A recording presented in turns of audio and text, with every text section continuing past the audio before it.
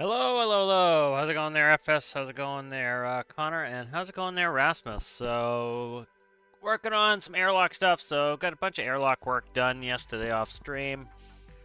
So this is what the airlock system's looking like so far. Trying to finish that up. Having a couple issues here, so I'll be doing some airlock testing, but I'm trying to label everything now. So this is airlock. There, alright. So this is mostly this is the pressure management system, essentially. What are we talking there? What is that? That is airlock, payload bay, and this is airlock, crew. Alrighty. So, update this, kind of show you what I have here. I'm having I want to solve an issue with, so put in some lighting. That was helpful too. I've been doing some testing on the moon, and that it's tough without lights. So airlock system's in, so I have some panels here, and pretty much we have a button here, and what it does is it's equalize door. So what it will do is at first it will equalize the room. Once the room is equalized, it will open the door. And so and then it will show a red light if there's an imbalance between the rooms, if there's a delta P. Here's the airlock payload bay. Then we have an EVA door here, which I need to paint that. All right, there's the EVA door there, and then we have a airlock door that goes into the crew compartment, and then the cockpit. So it's segmented there. I can't pull vacuum on the crew and the cockpit. I'm going to have to probably change a little bit of a... Nope, not using a 1x3 screen. Use a pressurization system for the front, but might have to do an equalization system at some point. Currently having an issue with the EVA door that once I pull a vacuum, it wants to slam back closed, so I have to figure out what's up with that. That is one of the only issues we got going on there. So we'll go ahead and save this version up really quick. So airlock works. So if you're doing a bunch of testing, you need to test if things are working in the vacuum. What I recommend is do an add-on. So I have one here on the moon, and put down your build, and make sure you're clicking your build and show on map. Then we'll save this as moon test, and then we'll load moon test, and we'll go to test location. And then if you open up the moon, you can see the vehicle, because we did show on map, is there. We'll teleport there.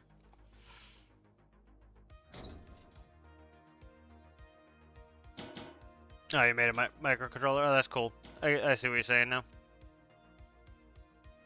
Yeah, I like certain amounts of automation. I like certain amounts of non-automation. For this, I want it to equalize. It takes a little bit of time, so I kind of setting up with that. Let's go into the cockpit here.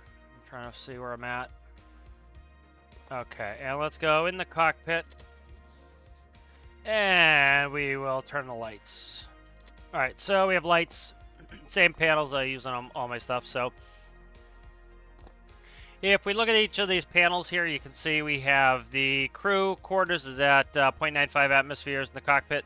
If those do not have an imbalance, so there's no imbalance, it'll allow us to open the door. If there's an imbalance, it will close the doors to keep us from depressurizing.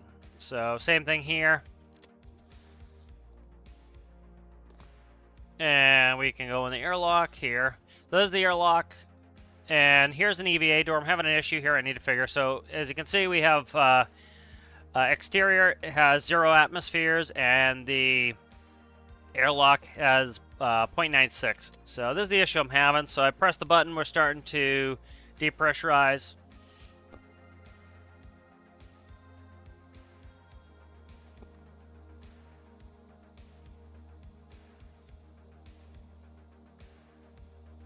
What site do you use to do Lua monitors, and how much less coding?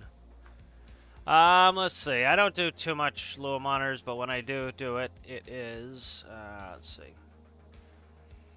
Either Pony IDE or... Let me find the other one.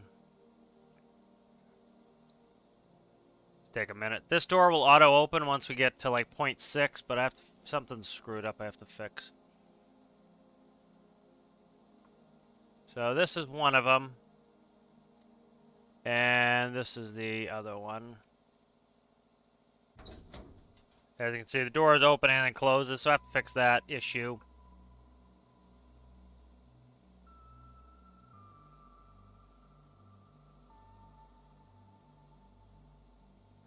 Oh, very nice. Alright, and so I'm just going to shut this one off here. So, what we'll do here is, so now we have an imbalance in here, so this is down to 0.7 in here. This here is... I'm sideways, so that's why it's a little bit funky, but see we're at 0.07 atmospheres in the airlock, and the crew is at 0.96. We have an imbalance. Press the button. And so it does it very quickly because I use a valve, so it stores the air that was in the airlock in tanks, and then it just releases it, so allows us to quickly... You know, the pump would be just as quick, so all I'm doing is wasting the pump. I can pump up a little bit with the pump, but it takes extra spaces. So now, as you can see, we can go back and through. A little bit of imbalance there, but that's minimal. That's like 1, so it still does the thing, even though it's like 0.01 imbalance. It will still do the gas effect. So let's shut this door. Alright, so door is shut there. And then I want to equalize the airlock here, the cargo bay. So have payload bays at 0.95. Of course, we have 0 on the exterior. So we're going to load up payload bay. Cat's very excited. He just had treats, so he's bringing me all his toys.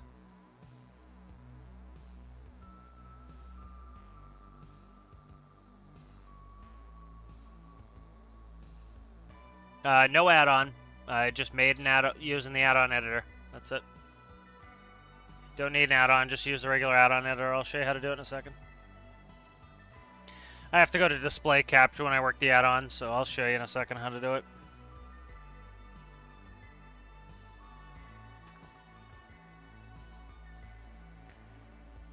So this room is a big room, and so I could probably double up the pumps, is probably what I'll end up doing. I don't need super fast. You know, I tend to be pretty deliberate in this stuff, and I don't mind waiting. I know some people don't like to wait, but I don't mind waiting too much. I might double it up just to make it doubly as quick. The other thing you can do is, if you think about it, the pressurization, the higher the pressure in your tanks, the harder it is for your pump to pump in there, and the slower it will go. So, like, if we look here, you can see we're up to, like, we get up around 130, I think. It looks like it's capping out. And that's because the pressure is building up in the tanks. If I added more tanks, let's say I doubled the tanks, the back pressure would be 50% of what it is. So, you know, you would have less resistance. You notice now it's down to like 70, 80. And that's because as the pressure builds up, it's going to slow down the rate because the pump is having to fight harder and harder to pack more air in there. So you can just double up the tanks. And that's what I ended up doing in the airlock, was doubled the tanks, and then it makes it easier. So we're getting there, it's just slow. So I have to figure out why the EVA door out of the airlock is not staying open. It cracks, and then it's like pressure comes in. So I even put a pressure relief valve on there. I'm trying to work a pressure relief valve, seeing if it's storing some gas in the airlock between the doors. So I have to see what's up with that. Maybe I have a hole somewhere. I don't know. I have to look. That could also be the case. I might know what's up. I have an idea. So we're getting there on this. This will get down to point. So I set a rate. So essentially, it's x minus y. It's the absolute value of x minus y. So as long as it's less than a certain number, that means the pressure differential is small enough that it will do it. So I have 0.06 currently.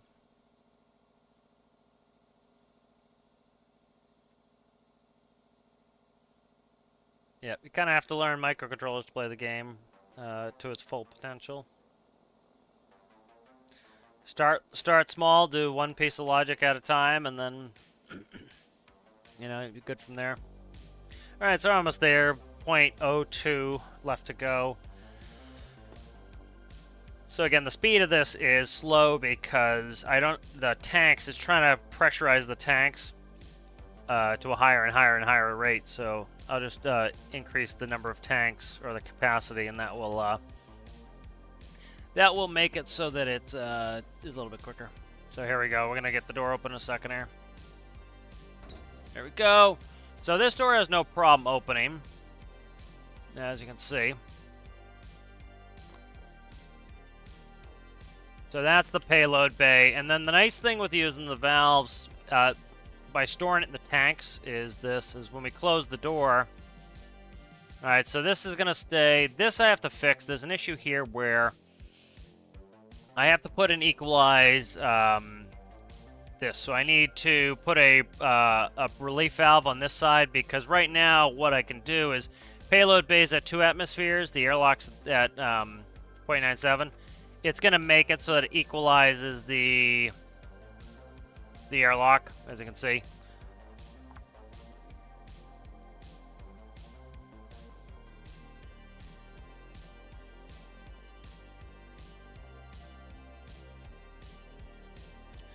Yeah, that's incredibly low. I wouldn't even bother.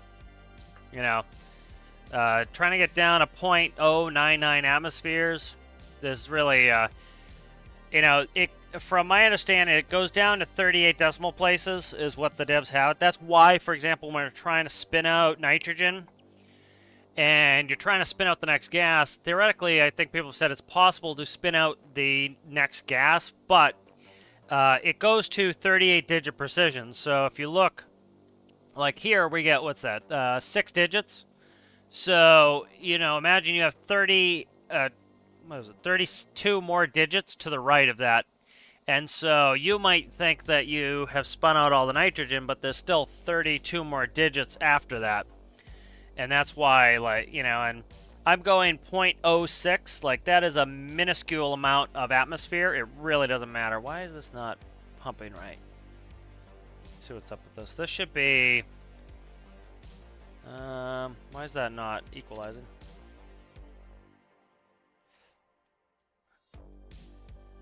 Interesting. So this one's screwy too. See what's up with this. Yeah, see there's some, it's like doing a leak through the door, which I don't get. I wonder if there's a hinge. It could be this hinge on the top that's a mess. I have to figure this out. Something's up with that. Alright. So I'll quickly show you how you spawn this on the moon. So this is just through the add-on editor. So I'll show you fresh here in a second. Alright. So we're on the, you don't have to be on the moon, you can be anywhere. But go to add-on editor. Alright. We'll start fresh here. So this will be moon test. Moon test. Alright. Go to mission locations, click on that. This is something new they added, which I like, is as you can see, they're now categorized, which is nice. So we'll go to the moon. Doesn't really matter because as long as you show the vehicle, you can easily find it. But I like this little ring here because I know what that is. Pick on that one. All right, next we're going to go to Edit Objects. And then we're going to go to Vehicles. I'm going to take my latest vehicle that I want to test. And I'm going to place it on the surface. I'm going to click on it. And on the left here, Show on Map, True. I'm going to go up and save it. Moon Test. Overwrite. I'm going to load. Moon test, and then right here you have test location, and bingo, there it is, spawns next to you on the moon. So that's how the add-on editor, like whenever I do like career build or a build challenge and I put all the vehicles together, I'm not physically moving all the vehicles, I'm just putting them in with the add-on editor. But yep, that's how you do it, so it's easy to test it. So I am gonna go, and then that's just a quick test to do it. So yeah, let's go back, and I'm going to work on trying to fix these airlocks. Would it extend? Not really. You don't start to suffocate until I think it's like 0.7. And I'm losing like... So, you start to suffocate around 0.7. From my testing, I think. And so, we start out around 0.95.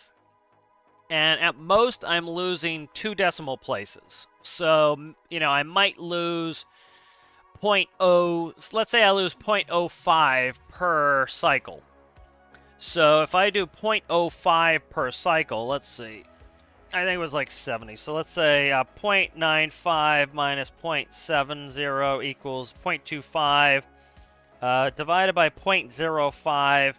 That's 5 cycles to... No, that's even too high. I'm not losing that much value. You know, so... Yeah, that's not even right, because I'm not losing that much. I'm losing a minuscule amount. I've tested it up before. It's like... It's inconsequential. But you can also put equalization tanks. So I am going to add that at some point. So it'll be 1 tank full of atmosphere. The other thing is... Actually, I don't need to do that. But in here... This whole body, this whole engineering segment is full of air. So this is full of air, so I could also equalize with this room as well. But you get quite a few cycles. You really don't have to worry about it in my testing. All right, so like you saw how slowly it was taking to... Jesus Christ, if I can get in this where I can see. How slowly it was taking to empty that. That is due to the number of tanks here. So I have...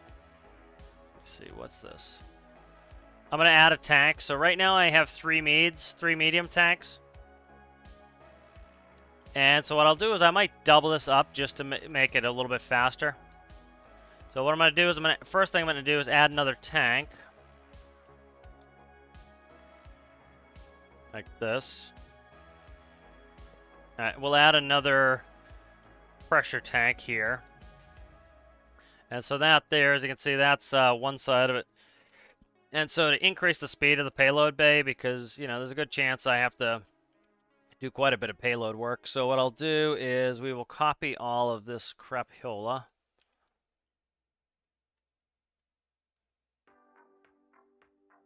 I'm actually just I'm going to part it over. Let's go copy there. So I'll do it in segments. Alright, so we'll copy that. And I'll push this over there. So this will double up. I also like having the symmetrical fluid ports on the floor. So, alright, so that is the pumping system there. And then we'll grab the tankage. So the more tanks you have here, the quicker it's going to be, because you don't have to pressurize them as as high of a pressure, and so the back pressure on the actual pump is less. So we'll copy that, move that over. Okay, what's up now? What is that? Why is this pipe on this side? Oh, I see what it's doing. Okay, so I should put it on this. I might put it over here. I'll put it over here, I think. Okay.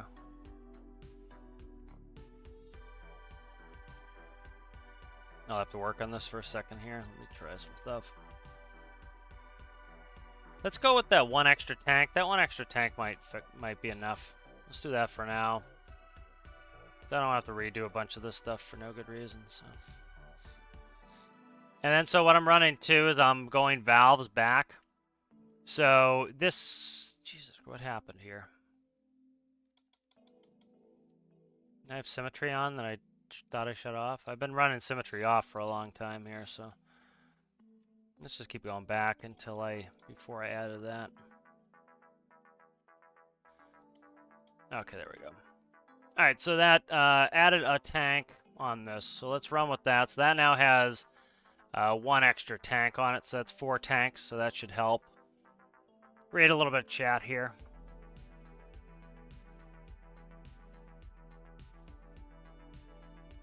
Compress water. What do you mean? You can't compress a gas. Or you can't compress a liquid. Liquids are incompressible. That's why hydraulics work the way they do, is the liquids are non-compressible. So it acts like a steel rod in a sleeve. I teleport to the moon.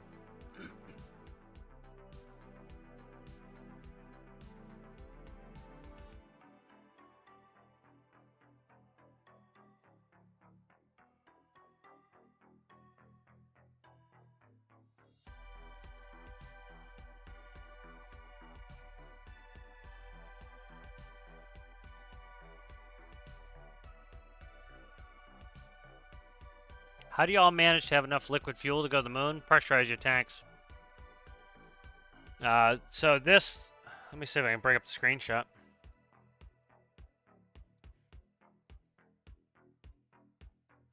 So this rocket here, it takes 3 of these trailers to fill this rocket because they're pressurized. So the tanks can pressurize up to just under 1,000 atmospheres. And so they spawn with, what is it, like 60 atmospheres in there? So you're packing all this extra gas into the tanks. So I only have 3 hydrogen tanks and 3 oxygen tanks, and I can pack them all in there. So it that's how you put enough fuel in there. But I have not got to the moon normally with this, and I don't really intend to go to the moon with this craft. This is not designed to go to the moon. This is designed to go into geosync, and then I'm gonna have a different vehicle for the moon. All right, I want to screw around with some stuff in here. Let's see. Where is my... I'm trying to decide if I want to actually do the screw with this or not. I need to figure out what the issue is with this external door. This external door is having issues here. I thought at first, I put a pressure relief valve on this door. I was thinking that there was gas trapped between this external door, but this is not sealed, so it can't be that anyway. Let's get rid of that. A lot of asymmetry going on with this build, which can be fun. Let's see. So this door opens up, and I'm having a problem. It's repressurizing, so what I'm thinking is happening is that's sealed, so that shouldn't. So I thought at first it was something to do with this here, but I don't think that's it. Because these are the hinges for this door, and the pivots for this door, and I don't know what's up with it right now.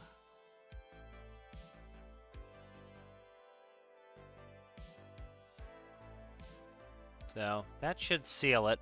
I don't know why that's... Yeah, it could be the rush of air through here, but if I'm sealing it up, I don't know why it's doing that. This should be sealed in here. I'm going to do a quick barometer test here. See what's up with this here. I want to see if I can figure out what's up with this door. Okay. Put these here like so, like I had them. And I'm going to put a dial on the floor. Hook up the barometer. Alright, let's save that. Okay.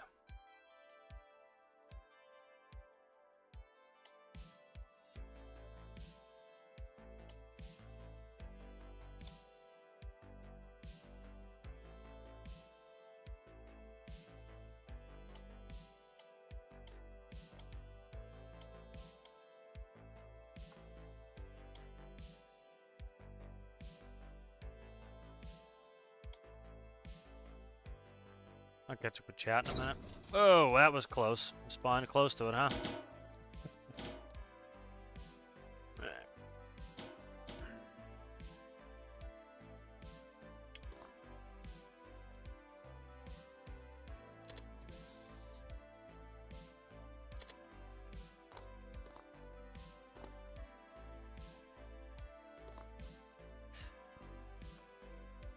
Alright, so we'll go in the airlock again. Alright, so I'm checking the barometer. That's at 0.95. So what I want to do is I want to run and make sure that this volume isn't somehow losing it gas. So I'm going to start to yank the air out of here. Alright, so we're going down. This volume here is sealed and should be sealed. So the other thing, it's not a big deal really if you have you know, like you're worried about if I lose a little bit of gas every time I open the airlocks and whatnot, or like if I open the airlock itself, it's not venting. None of this gas vents out. If I open the external doors, some does, but you really don't need that big of a tank, and it doesn't need to be at that high of a pressure to be able to accommodate that. So you could have, and what I'll probably end up adding at some point is you could have one, say, small tank at normal pressure that that you know all its job is to maintain 1 atmosphere in the craft. Okay, so I didn't pay attention when the door did that, but so it's not this that's having the problem. Could just be logic that's causing it. I see. So it's gonna do that open thing again. I just want to watch this barometer. Okay. So that's not it. So that's fine. So that was one thought, was that could be it. Alright.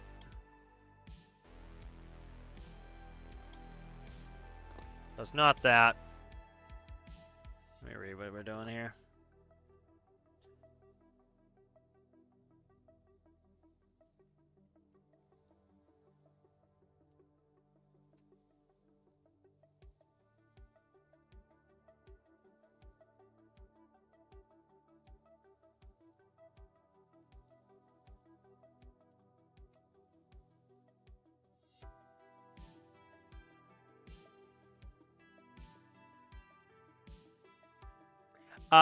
You could do it, but it's been a pain. I'm pretty much using stock tanks. It takes a very long time in a custom tank. I find it to be a little bit more time efficient to do it in standard. That's why I'm doing standard tanks. Plus IRL, you'd actually have these types of tanks in there, so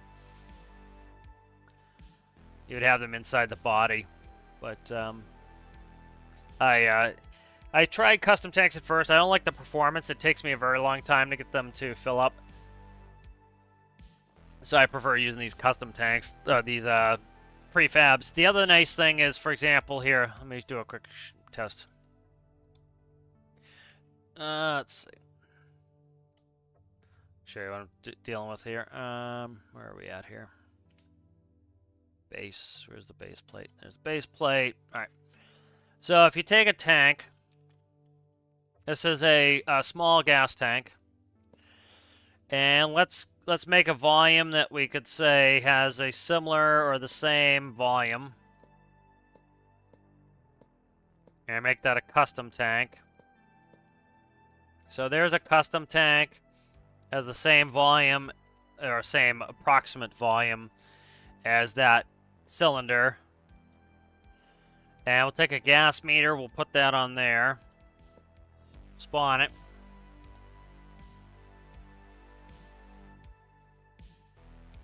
If we look at this here, if you look, we're at 40. Where are we at here?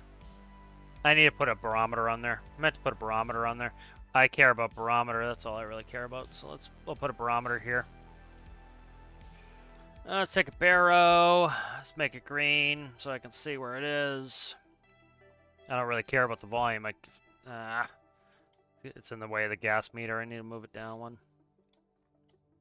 There we go. Put the barometer right here. All right, that's more what I care about is the pressure. So here is the barometer. It's at 1 atmosphere essentially. I don't know why they don't have it spawn at 1. They're having it spawn at 0.95. If you look at this one, if you look at the pressure, it is at 94 atmosphere. And so this is another reason why I don't like the custom tanks. Is if I make this custom tank, right, so let's look at the volume here. So this has, you know, current gas level is about 46. I think that's I think it ends up being cubic meters, or cubic liters, meters cubed. Yeah, cubic meters. And so if we look here, this has 9.8 liters of oxygen. This has 983. So it's, you know, approaching 100 times how much this custom tank has. So one of the reasons I'm not using custom tanks is when I go to put extra fuel in my rocket, I'm already around 100 atmospheres. Here, I'm around 1 atmosphere, so I have to spend the time to pump in 99 atmospheres just to get to where I'm at. So it's a lot quicker to just do these tanks and spawn them in that way. That's one reason why I don't use the custom tanks when I can avoid it. Alright, what the hell is wrong with this door is the question. This door is having a problem. I need to figure it out. There's the hinge. I want to make sure this hinge shouldn't be causing a problem here. Because I think this is in a sealed space. Yeah, see, that's completely 100% sealed. So I don't know what's up with that hinge. Let's just go back there. Okay. That's not that. It could be logic related. I need to look at it. I'll look at the logic. The logic's reasonably complicated. Oh, what the fuck. Logic's reasonably complicated for this. Alright, so here's the EVA door right here. Alright, 15, 18. Okay, that's in and out. Alright, 2. Alright, so I need to check my variables here. So that should be Barrow airlock. Okay.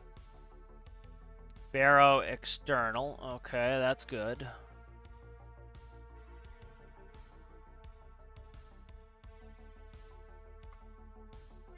Alright. So if the differential, so here's my pressure differential. So I'm using, as long as we're within 0.06 atmospheres. To kind of put that into perspective, let me convert to real stuff to atmospheres real quick. So PSI to ATM. So at sea level, we're at 14 point, what is this, 14.6? It'd be 14.7. 14, around between 14.6 and 14.6 something. People go both ways because 14.7 is too much, 14.6 is too little, so 14.6 something. But 14.7 pounds per square inch gives us 1 standard atmosphere. For example, in the Embraer 145, when you pressurize the cabin to 100%, you can only go to 7.8 psi. So when you're flying around in a jet, you're only at 0.5 atmospheres. You know, so the you don't pressurize to 1 atmosphere. You're pressurizing to essentially half an atmosphere. And so putting that into perspective, when we're in our spacecraft and we lose 0.06, atmosphere, that's incredibly negligible. So if we talk about if we have 1 atmosphere, that's 14.6959 atmosphere pounds per square inch.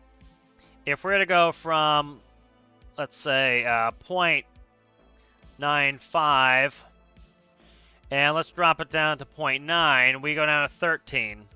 So it's a pretty minimal drop off. I will do some system to accommodate it, and if I put in more tanks, I can.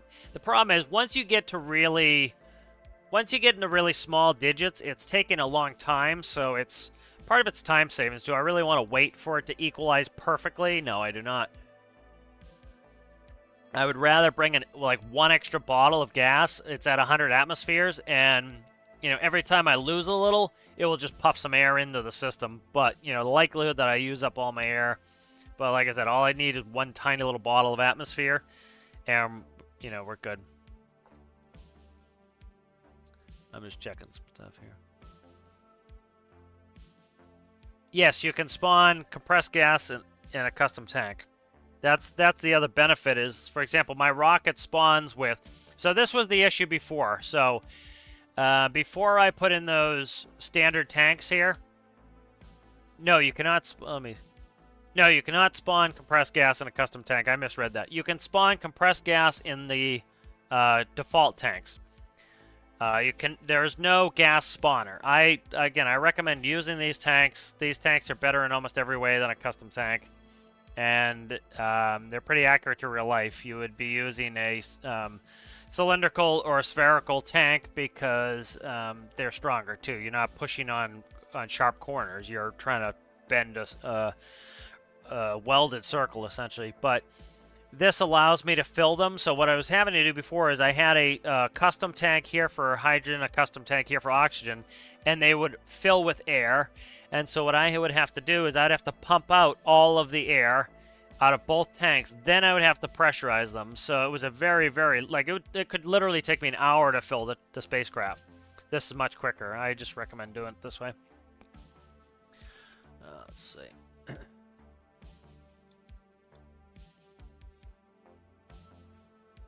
Yeah, be nice if they put a gas spawner in there, but, you know, I put up a feature request. I assume there's probably one already in the bug tracker for that. Alright, so I need to find the external door. EVA door is right here. These are the two controls for the EVA door. We're reading the correct pressure. Barrow external, barrow payload. Let's see. Barrow external. Okay, why is this one way the frig up? Oh, it is attached to that. Okay. So this one is reading the airlock barometer from the airlock and the barometer from exterior, as long as it's less than the pressure differential. So if it's 1 and that, so if my door is triggered and the differential is less than 0.6,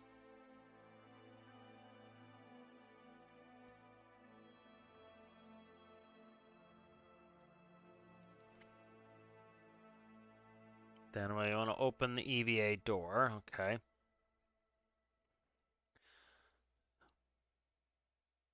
If the...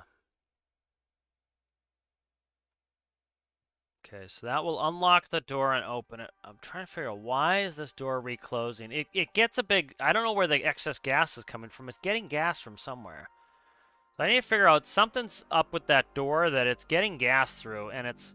Because what happens is once it triggers a big enough differential, it shuts the door again, which is a safety feature I want. So I need to figure out what's up with that. Alright, let's figure out that. I'm going to rip the door apart, see what's up.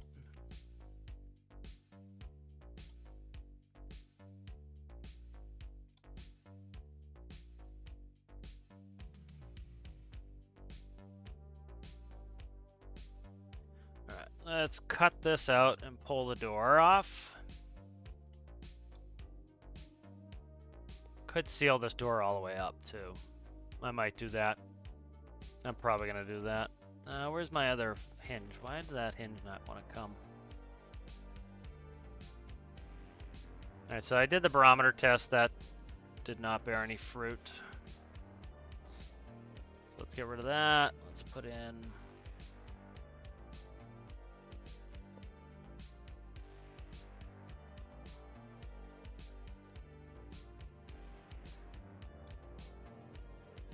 Okay.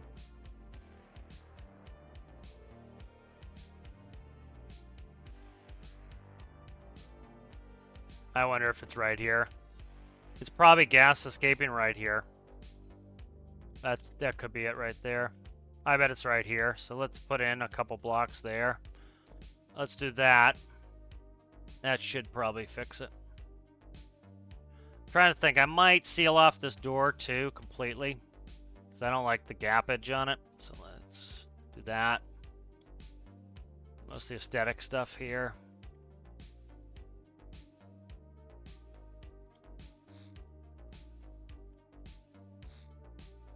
Okay, let's seal this door up like this.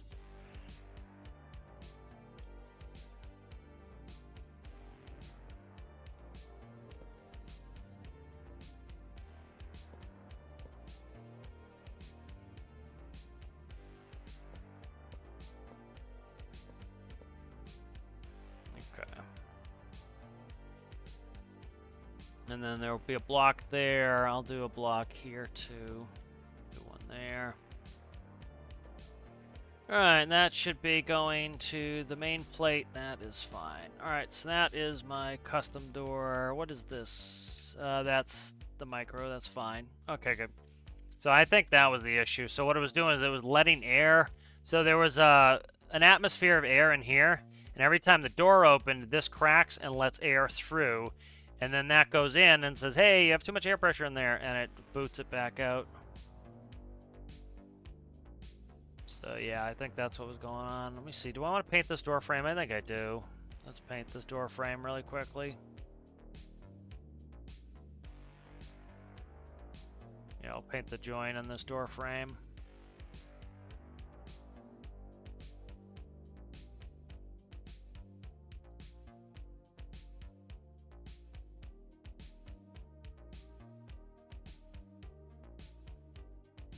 All right, good. So let's yeah,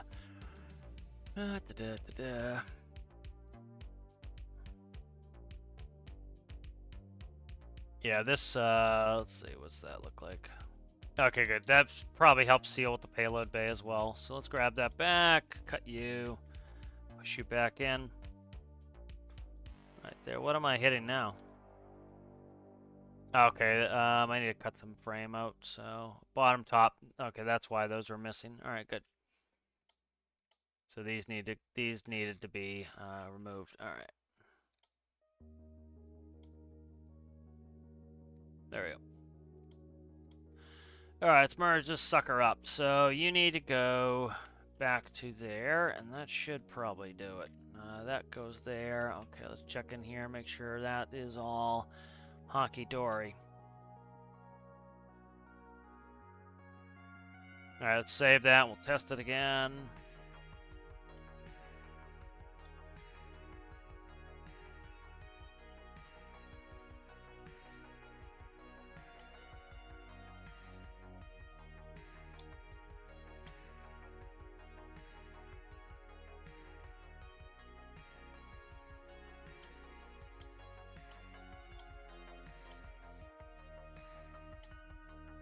Let's read some chat.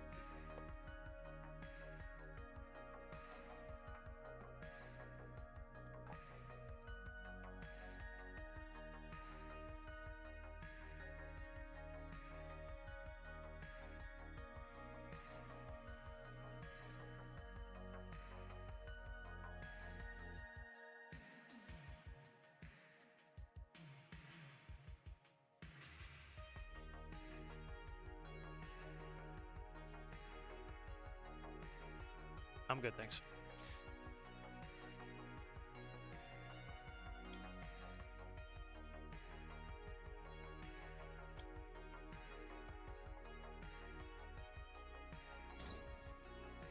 All right, where are we at? There we are.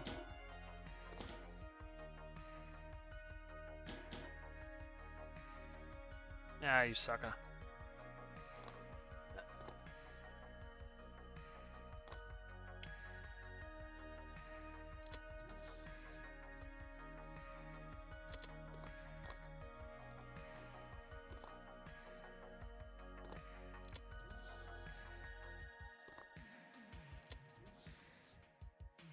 All right, so let's go ahead. Try the EVA door now.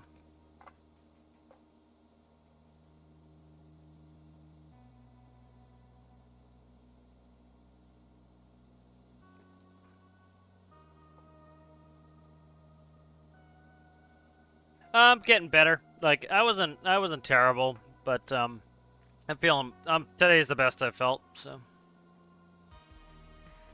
But thank you for asking. Yeah, it's steadily been getting better. You know, I never felt really terrible, but you know.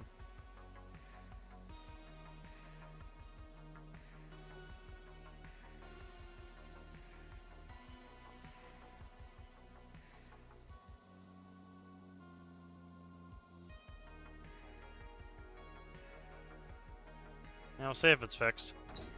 Ah, you suck. That's not it. What the hell's it doing? I think, where the hell is this gas escaping in? Because watch the atmospheres. When it opens, it gets a big rush in of atmosphere. So it's coming from somewhere and it's pissing in. Let me check, make sure. I want to make sure this fluid port might get a big surge as the. Let's see. See, it's still pulling a vacuum.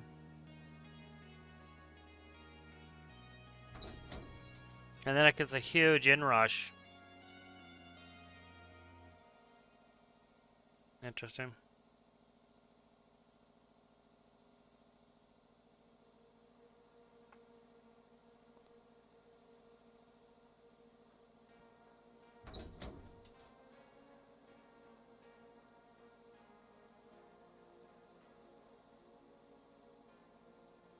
Yeah, the EVA door is the only one having this issue, though. The big...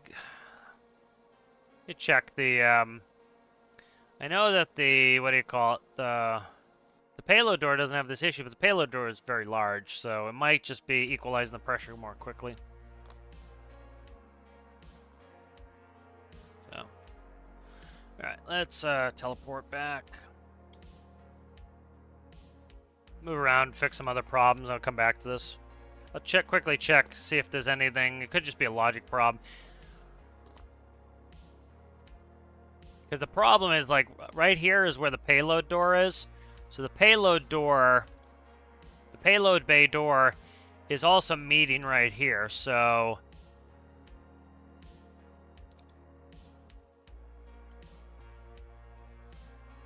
So this is an empty void that has gas in it. Let's try one more test here really quickly. And what I'll do is I'll take some pinky block here.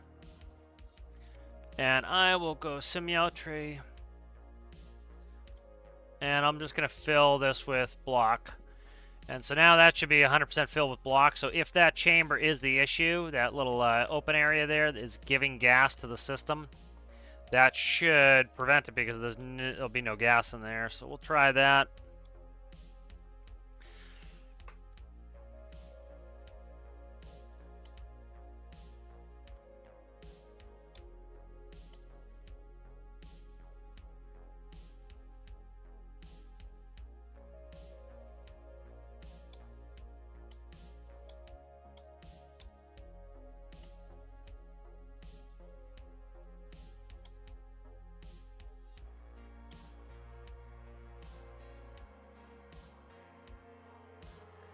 So there have been some, somebody came out of Reddit with some calculations. There are some pretty simple calculations to essentially convert the astro sensor into, you know, normal GPS data. So the benefit of that is what I can do is essentially take like standard autopilot systems.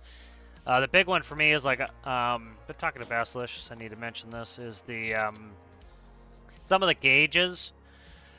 His gauge is like, for example, the attitude indicator still works in space, which is nice. The altimeter, once it hits 80,000 feet, goes nil. But what you can do is then you could say at 80,000 feet, you know, essentially when it stops working, what you'll do is then read the astro sensor. And so then you just convert the astro sensor out. That way I don't need separate gauges. So that's a thought, because I want to get to geostationary orbit. That's where I really want to kind of operate this ship. Yeah, thanks, Citrus. Yeah, I've been feeling better. Never felt that bad. Yesterday I was just very worn out and tired feeling, even though I got plenty of sleep. So I think I'm over most of it. Usually they say, but you know, 5 days. Theoretically, I can go back out now and go to the store or whatever. But you know, thanks for everybody's concern. I appreciate that. So how's it going there, Citrus? Been getting bitten by the bug for farming some again too. Let's see. Does this work now with sealing that space? If it still isn't working, it is not that space. That's the problem. So, just process elimination. Change one thing, test it. Nope. So it's not that space. All right. Where the hell could gas be coming in? All right. So the other thought is, I can't just escape on this. I have to kind of a process. Kind of a process this.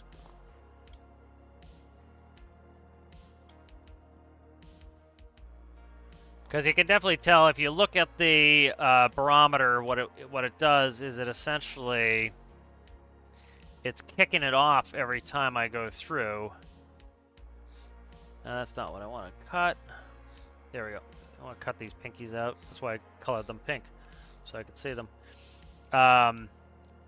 It's kicking the barometer up to 1.2 atmospheres. So that is, you know, it's getting air from somewhere that is a problem, is essentially what it's doing.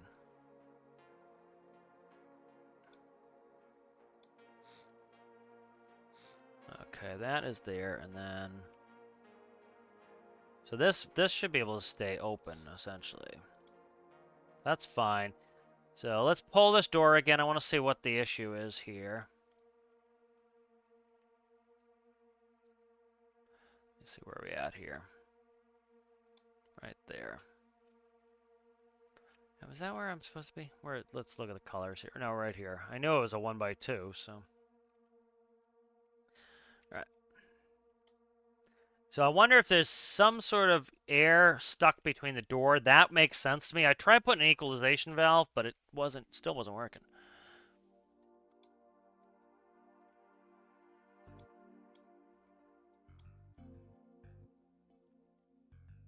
This is just the panel here. I'm gonna just add this back on right here.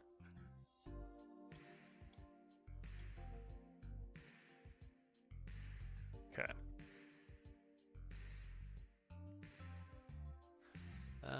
That is... What is this about? This is part of the problem right here. This is a mess here. This should not... no, that's fine. It's just... It's the way I cut it out. That's fine. Let me check it.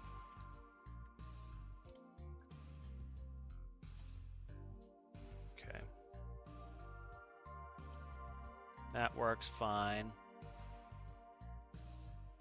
I'm going to put a couple blocks in here anyway to seal that. So it could just be that it's... yeah, but it's not doing it here either. That's the problem. Getting in some areas, not others. Kind of weird.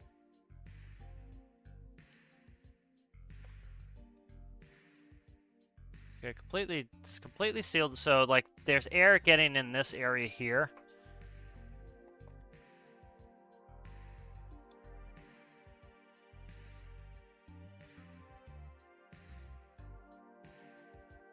So yeah. So I need to vent this air out. Let me see if I can vent the air out there.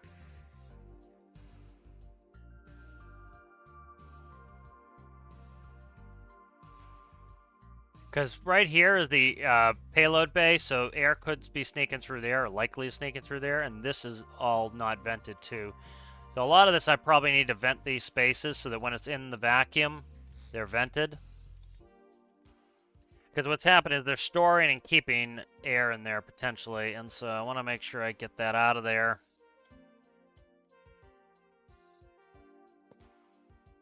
So I'll do a quick test here with something, but shouldn't need a gas exchange valve, but we're going to stick one on there. Should just be able to straight fluid port it. This will just prevent water from getting in here, but if I'm in the water, we already have problems. Shouldn't need that gas exchange valve. So let's try venting that payload bay. So it's just, this shouldn't be sealed either. That's the thing, is the air should automatically degas. So let's try, here, let's do this. Let's go back. And let's go back on the moon with this test I had last time. I have an idea. I have an idea. So one thought I have is that it's the payload bay is pissing air in there.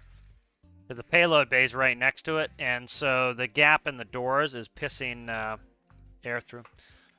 Things are going pretty well there, Timothy. Yeah, it's usually like you said, one little thing that's the issue that is preventing something from working right, but we'll find it. It could be a problem with logic too. It might not be. It's got to be pressure though, because it's changing atmospheres in the tank. So what I'm going to do here is I'm going to go in the payload bay, and I'm going to cycle the airlock. We'll shut that door. All right, and so we'll let the payload bay. So I remember I added that one extra tank to the payload bay, so that should be, if I've remembered to drag it to 0.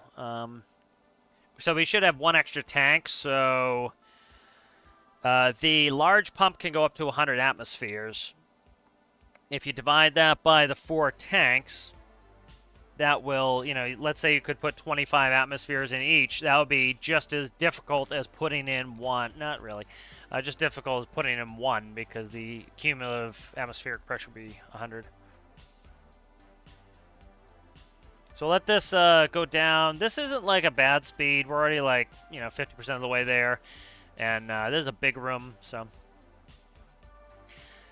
Generally, I run into this problem with Kerbal as well. So, for example, if I want this ship to go up to the space station, which I do, I want to build a space station, and I want to this ship go up to it. Like if you looked at the International Space Station and the shuttle was pretty large in comparison. I'm gonna look for a picture. And so, like, if you look at the space station and the shuttle. The shuttle is very large comparatively because it brought a lot of the modules up. It didn't bring all the modules up, but it brought a lot of the modules up. So like if you look at how huge it is compared to the space station will look. God, I hate that. When if I don't click on this photo, it makes it tiny. So like you see how big the shuttle is compared to the station because all these modules went in the shuttle, or most of them. Some were. That's a Russian module there. I think that's a European Union module there. Russian. I think that's US. I think that's European Union. I think this one. Not sure. But most of them came, a lot of them came in the shuttle, and so the shuttle looks huge. And so if you want to have a bigger station, you have to have a bigger craft that goes up. So often what I'll do in say Kerbal is I'll have a very large lifter that just takes up space station pieces. That way you can have a little bit more of a you have an invisible wall at 20 kilometers. Do you have the DLC, Rasmus?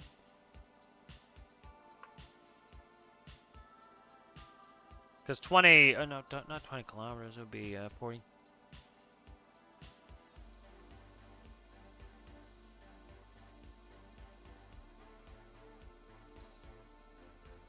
That's nice, David.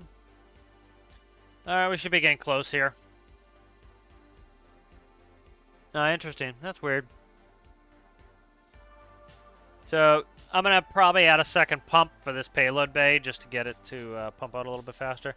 But, like, for example, I have to add all the modules into this bay for the space station. So they can't be larger than this, and this starts to constrict the size of them. So what I'll likely do is I will end up...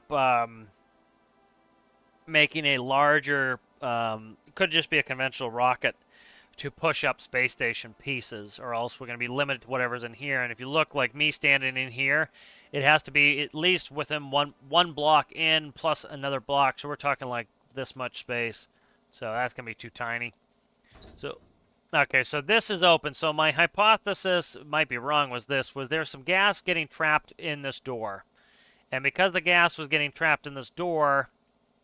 I can't really show you like this. Because the gas was getting trapped in this door, it was leaking into that, which there's like the gap between them is very tight. It's right here.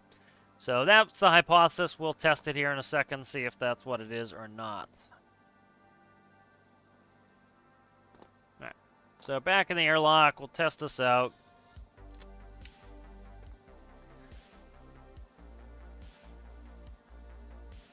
It looks like this room is, I don't know, could just be my imagination, pulling air faster, which would mean that could be the problem, but we'll see.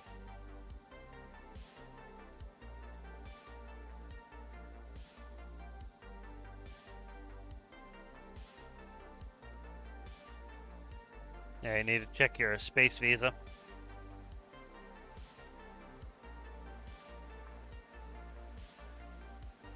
So I doubt it's logic, like, because watching the atmosphere here, yeah, and I copied the logic from the payload to this door. I did them chronologically, so once we hit 0.06, it should open that door, and then watch the atmospheres. The atmospheres was jumping before. Okay, so say it jumps to 0.15, so it's getting air from somewhere, and that's the problem.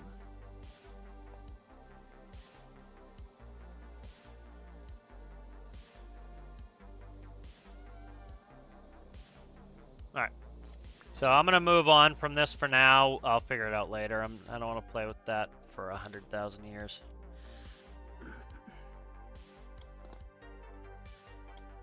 Sometimes it just comes to you to take a little break too, so... Alright, let's see. So I'm gonna load up the old one. There we go. I don't have to reattach the door. I'm gonna get rid of those pinky blocks. Those aren't it, so. There we go.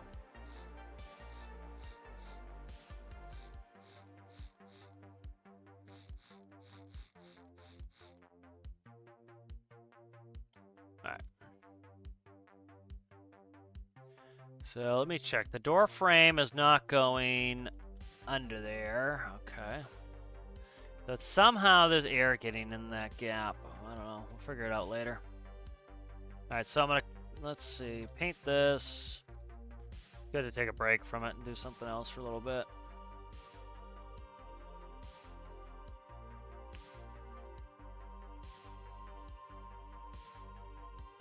Yeah, so once the systems get in, I'll make a lifter stage that the kind of the job of it is to go up and deliver space station parts. All right, so this is we have the gear. I have the tanks here, so let's go. I want to try to get these gauges running with the atmospheric. Oh, get out of here, man. Let's go. Ba-ba-ba-ba. There, green. I like green backlights. Green or red, usually. Okay.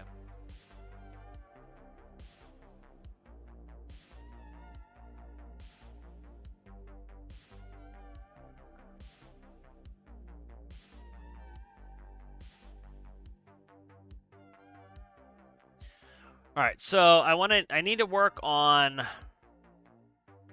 altitude, so I'll talk to Basilicious about this at some point. There was a, let me find that Reddit post. I don't know if I actually saved it. Oh, it was on, somebody put it on general tab of the Discord. I'll bring it up. And I'll save that, Reddit post. It was the conversion factor. Here it is right here. It was a Muffin put it up. So it's right here. It's I'll actually just copy it out here, so put it on Paint so that I can have it.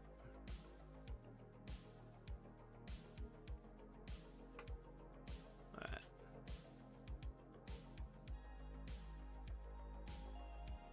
Alright, so that works there.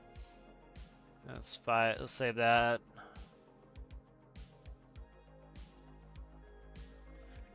Astro sensor conversion. Okay, astro sensor conversions. All right, so let's see. I'll read this really quick. So convert GPS XY XY to Astro XY. Multiply by that. Convert Astro XZ to GPS XY units. Multiply by 40,000. So that makes sense.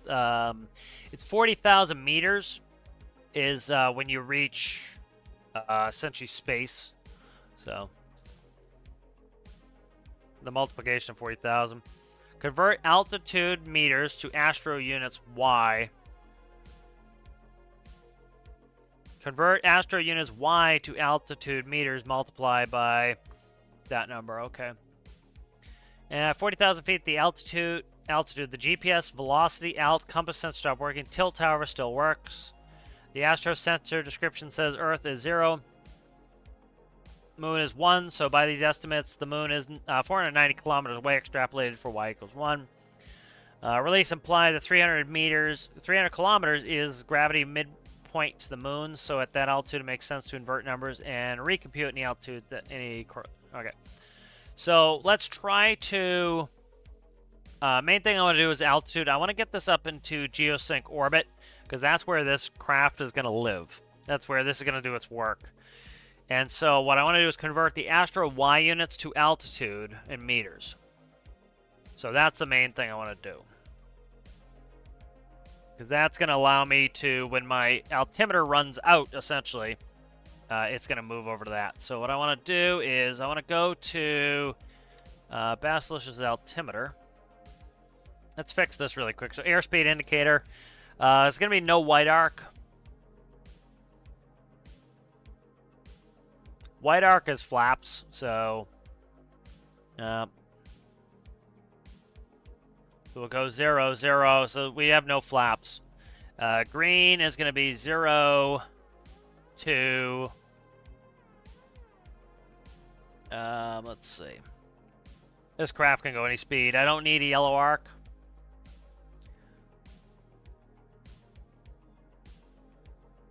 That's knots. This is knots anyways. So we'll do 1,000 knots. It never gets up that fast, really, anyway. Yellow arc speed, we'll do 1,500. VNE is 1,500. Needle stop speed, 1,500. Knots. Actually, I might change the meters per second. I'm going to change the meters per second for this one, so.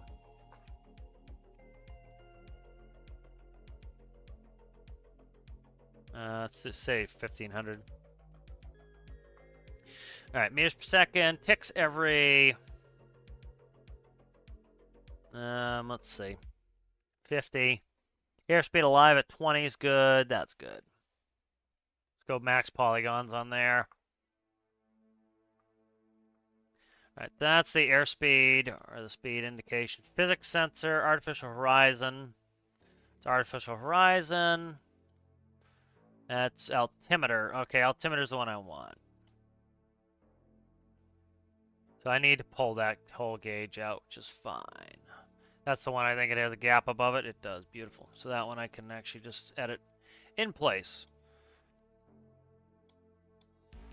So we'll go in here.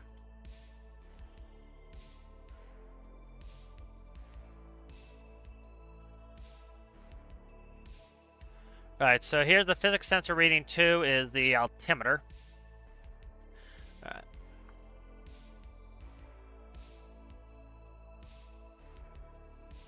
And so what I'm going to do is we'll do a threshold gate of 0.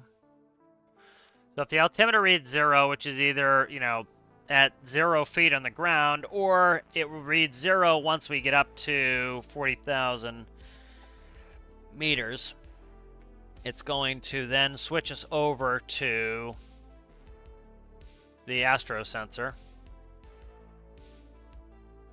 And so this will be default. And that will switch us to the astro sensor.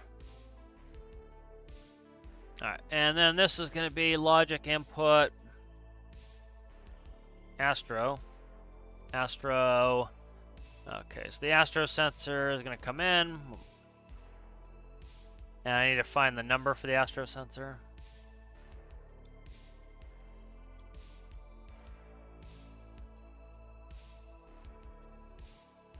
Astro. There's the astro sensor. All right, let's see. So Y, I believe, is the... Y should be the altimeter setting, essentially. So we'll figure that out in a second. Should be Y. Y is 2. It should be 2. Alright, so that will switch us over to the astro sensor once we get to that altitude. Alright. We'll give that a quick read. I need to do the multiplication effect here, so I'll check what that is. Alright, convert the astro Y unit to altitude, so I need to multiply by 490, 159. 490, 159. So 490, 159. Okay.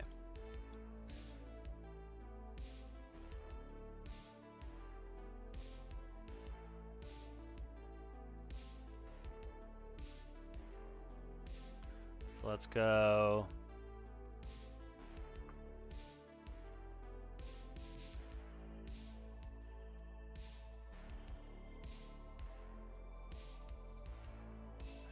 So astro alt version. Okay. Next time Z. Alright, so that should switch us over, and hopefully we get a good read on that. Let's make sure this is all plumbed up. It appears to be. Alright, good.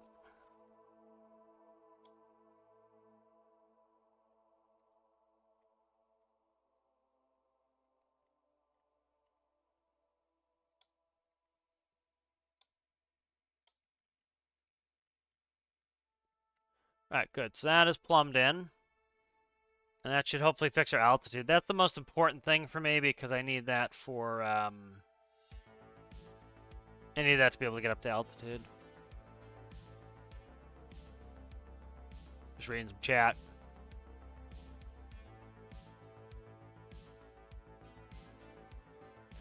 If you have insurance, frankly not worth being in the U.S. If you have insurance, you still have to pay out the ass. You know, our healthcare system's pretty terrible. You know,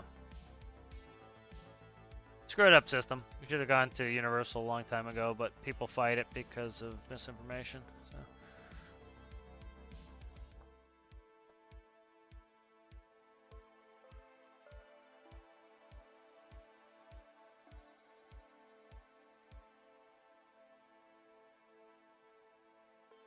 I'm gonna go up now, and I'm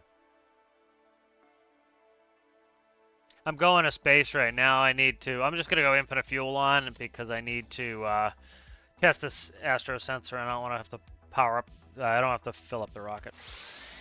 So you look, the barometric shock cones are working. So the shock cones there on the jet engines. So I literally have no gyro on this, and I don't think I'm even gonna put one on there. It works really well without it, so I don't think I need it. Yeah, I don't even need the gyro, I don't think. So let's put the gear up.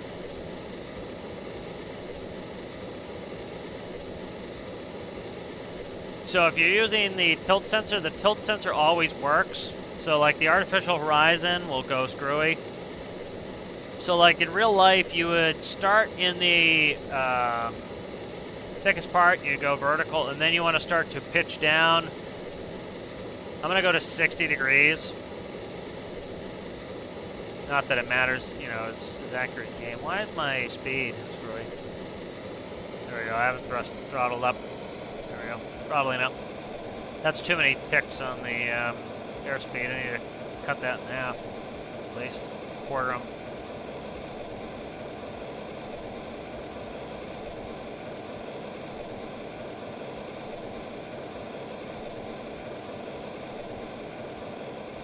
Alright, so I wanted to see if this astro sensor is going to work. So once we hit 80,000 feet, we should be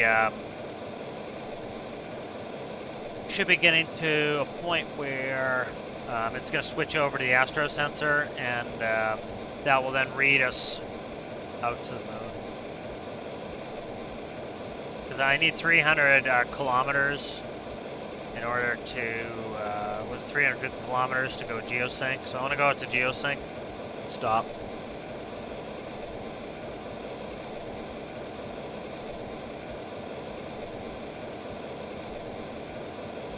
Yeah, usually you have to do a new save when you get a new DLC or something. That's kind of have to do that. I have to do that for Career Build Series at some point. I have to go a new save. It doesn't take me that long. The only thing that's a pain is the oil drilling, and currently people are having issues with oil drilling and refining anyway, so that really doesn't bother me.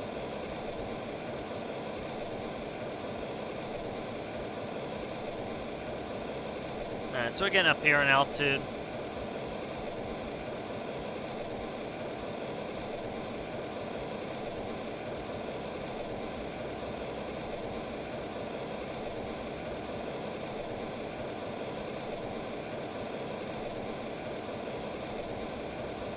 Alright, so we'll see how the switchover takes place here. If the switchover takes place correctly. I'm just going to trim a little bit. There we go, too much trim there. Climb out around 60 degrees. 60 degrees is pretty extreme. Alright, here we go. We're almost to the switchover point. And it continues. Perfect. So that was a flawless switchover. So normally it would zero out the altimeter at 80,000. This switches flawlessly right over to the other gauge. So I'll talk to Basilicious about this. He was asking about some things to add. All right, so see our speed's going down. Up. That's what happens when you thrust up too fast.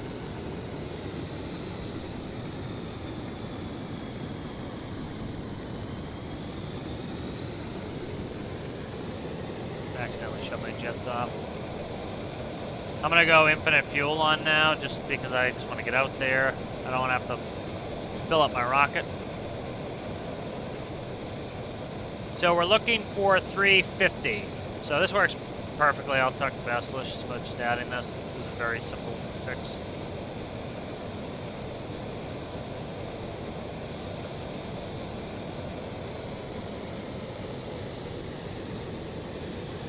So some people might think that jet engines are working in space. They're not. If you notice, my speed didn't change. You know, it means that they were making noise and running, which they wouldn't be, but it's just making noise, essentially. So, if you look at the way... So the moon's not straight up, and it shouldn't be, because on your trip to the moon, you'd have to arc, and that's how they made it. I did a little bit of no-clip flying, and it's almost like you have to arc around to where you're going, and that makes sense, because the moon, you have to arc towards it. Like, I might boot Karl up at some point and show you guys how the orbital mechanics works in Karl. It'd be a little bit of fun. Oh, interesting.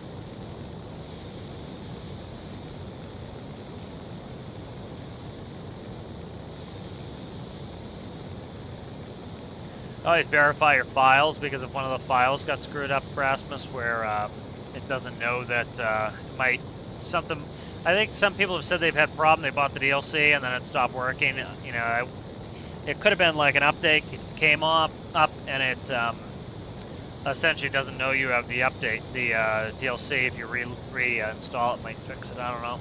That's my only contribution there.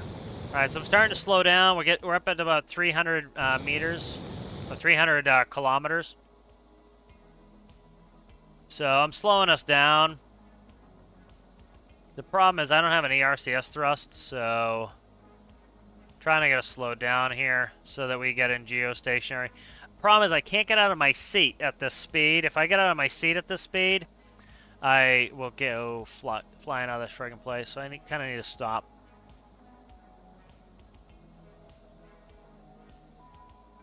And you don't need to use power to get all the way to the moon. You know, once we hit geosync, which we just did, I'm actually going to try to turn us a little bit. I'm going to go 80 degrees the other way. I'm going to go up. Now I'm trying to get us right at 350.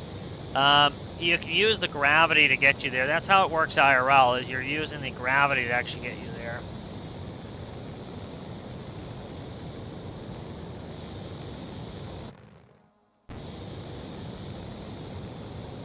Alright, so I'm trying to stop us here. I just need the engines to be able to turn around. Okay.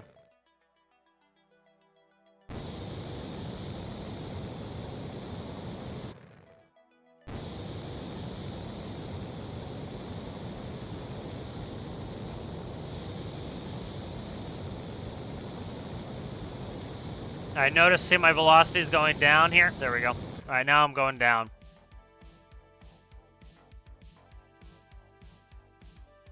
So we're not quite stopped, but we're only going 100 knots right now.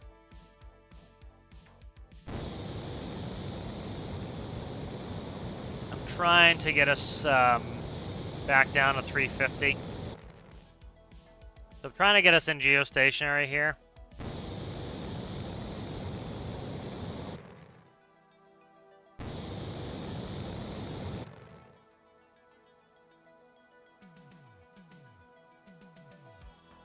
You know, so this is the reason why we have to arc to the moon is that's the kind of them simulating an orbit instead of going straight up. We don't go straight up, we arc.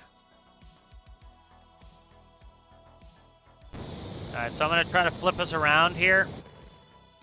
and get us ready to try to slow down and stop. We'll see. I've been having problems. If I get out of my seat, I'll go flying, so...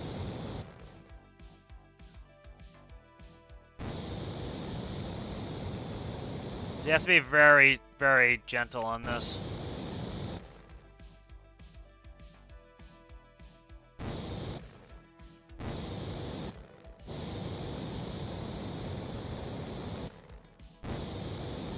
So I'm watching my altimeter needle there. You notice it's slowing.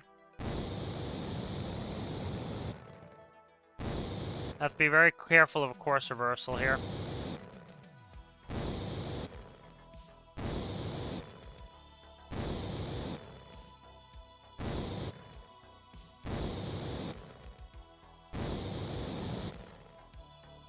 Okay, so we're down to four or 5 knots here.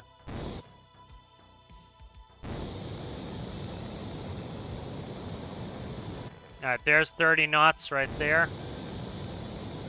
So we could be... Okay, so we're actually going back toward the moon now. Perfect. So we're at 0. We're at 0. So we're less than 20. We're actually going back toward the surface of Earth slowly. But let me try to get on my seat. I'm going to save this really quick. I might not like it. It may not like the save, but we'll see. Okay, so let's go. I need to turn lights on here. Alright, let's try to get on my seat. Okay. See, I don't know why it wants to... See, it's trying to make the gravity artificially where the center of the ship is. Like the orientation of the ship, so I don't know. I can't no-clip. Piss. I need another seat to get out of my seat. My seat's like... I can't get through my seat here. Trying to get in the corner here. Being a pain in the ass. Come on, man. Problem is I'm floating... Let me try to get the velocity down, and I'll no-clip me. Alright, we are descending, so I need to... There we go. Trying to get this velocity zeroed out. See, this is what the RCS would be helpful for. Alright, so we're really slow right now. Alright, so I am no-clipping there, and you notice I'm not flying way away because the velocity is very low on the ship. So here we go. Ah, damn it. It is moving fast enough for me to have a problem here. So I need RCS thrusters to stop it, because it's going to be a bitch for me to get in there. I have no clue where it even is right now. There it is. Stop being a dickhead and let me in.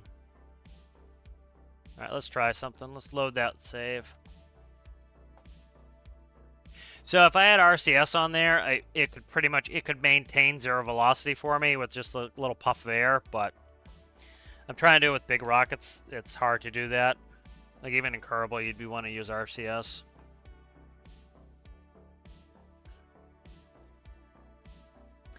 You don't really have to move 300. You just have to zero out your velocity. I almost had a zeroed. I was very close to having a zeroed out.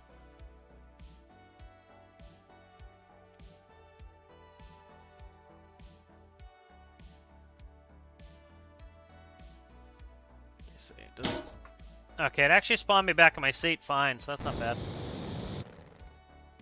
Alright, so we are still descending. I'm having to get out of my seat problems. The other thing, too, is I don't know where my... I don't know where my prograde's going. So, like, I don't just rocket straight up or whatever. I would be rocketing retrograde. And so I don't know where my retrograde position actually literally is. So I'm going to go like this. Where did it go?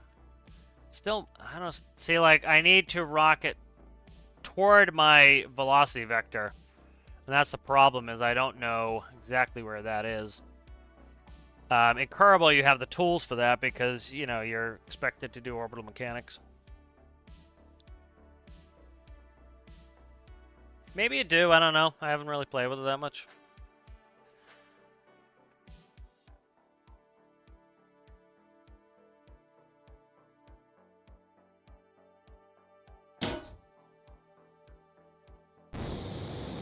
Like, we could try putting a 45 in here.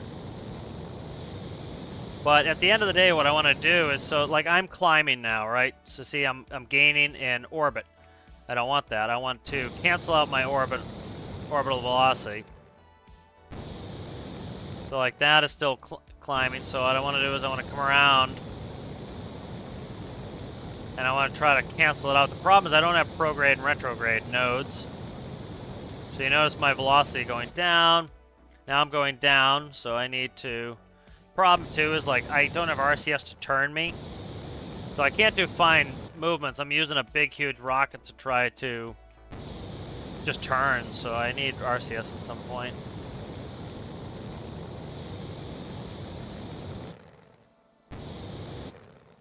So. And I can't no clip out of here, so maybe a seat on here would fix it. But see, like you can see I'm moving fast now, but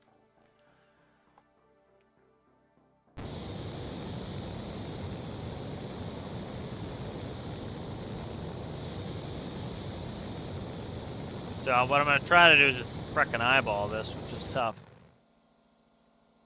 Alright. I need to put more systems in. Like, if I had a seat here, I could get to the seat, and then I could probably walk around in here. But the issue is I have to no-clip, and once I'm no-clipped, I'm screwed. So let me try to fix this velocity again.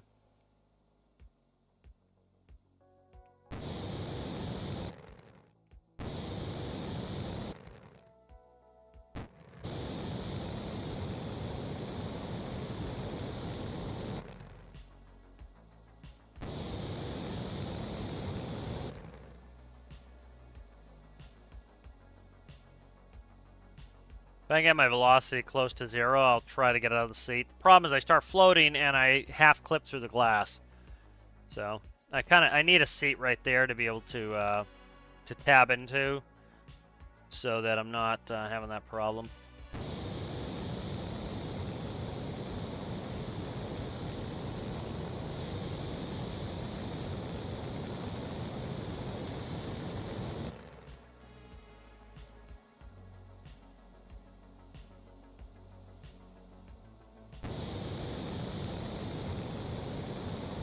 Yeah, because what I would use, I wouldn't use my main rocket engine. I'm throwing myself in a strange direction at this point. You know, like this isn't what I'd be doing at Kerbal. What I'd be doing is I would shut off my main engine. I would use RCS, and I would get myself oriented correctly. Then I would fire the rocket at retrograde. So, like I might boot up Kerbal and show you guys some Kerbal stuff. That would be kind of fun. I might need a little break from this for a little bit. So like I'm trying to get my relative velocity zeroed. So like I don't have full control because I'm having to use the gimbal on the rocket to move me.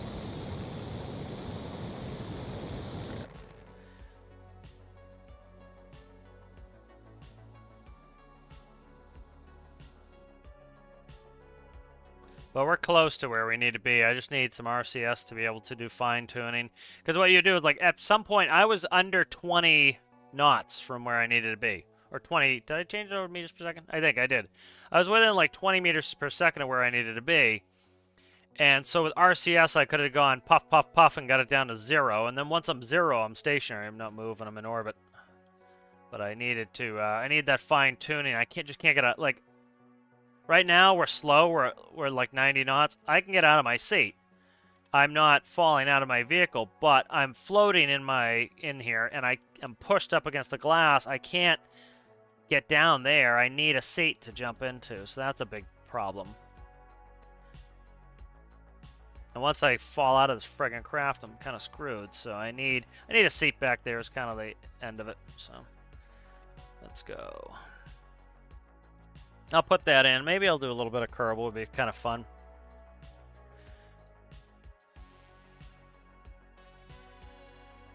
Yeah, I think it was funny. You know, there was some of the detractors' comments about the space DLC is if I wanted to play a space game, I'd play Kerbal. Well, there are differences. This is not a space simulator. Kerbal isn't a perfect space simulator. There are space simulators that are like really realistic. But Kerbal is a game that is a space simulator. This is a building game, and so there's a complete difference in in goal with what this is doing and what that is doing. You know, the whole goal of this game is to be a good building game. And that's like when the people are like, oh, it's supposed to be a search and rescue. It really isn't. You know, in my opinion, this game is supposed to be a building game. That's what it is. It's a building game. And so why would you want to go in space? You know, it's like when people are saying, oh, well, why would I want this game when I have Kerbal? And it's not that, you know, you necessarily want to have this if you have Kerbal. It's a different thing. Kerbal is not Kerbal is a building game, but that is not its primary focus. For example, I can't build my own cockpit. I have to take pre-made cockpit sections and build it, and that's perfectly fine, but it is not the same thing. What this game is all about is it's being able to, you know, build whatever you want, however you want it. I can make my cockpit exactly how I want it. That's what this game is all about. And that's kind of, I think, some of the disconnect is, you know, this is a building game, and, you know, so you build whatever you want, as intricate or as simple as you want, and every button can be where you want. Kerbal, I can't put every button where I want. The buttons are where the buttons are. I can't make my own artificial horizon if I want to. You know, it's a completely different game, really. This is intended to be a building game. And so you can build, you know, a bunch of different stuff. Kerbal is, you know, it's like when people are like, oh, it's a search and rescue game. You can build whatever you want. And that's the fantastic thing about it. You know, you want to build search and rescue, do it. You want to build, you know, a plane that just, you know, drops bombs, do it. You know, and that's the difference is, like, I still want to play Kerbal, and I want to play this for different reasons. Like, right now, I'm kind of getting bitten by the space bug, and I want to go play some Kerbal. I'm going to boot it up real quick. I'll show you guys some stuff in Kerbal, I think. Let me quickly boot that up. Take a little break from this. But it's like, for example, in Kerbal, you don't have to build any of the systems. I don't have to build the airlocks. They work. You know, they just work on their own. And so I enjoy building the airlocks. I enjoy building my cockpit. I enjoy making the flight systems. Like, in Kerbal, I can do some, like, I can do some flight modifications to make things fly how I want them, but not like this game. This game, I can make every single tiny little minutia of it work, you know? Let's see.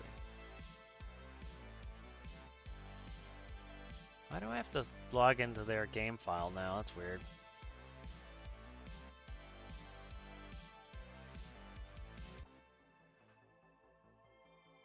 I don't know if I'm gonna have. I'm not gonna have any of my mods. I might not boot this up.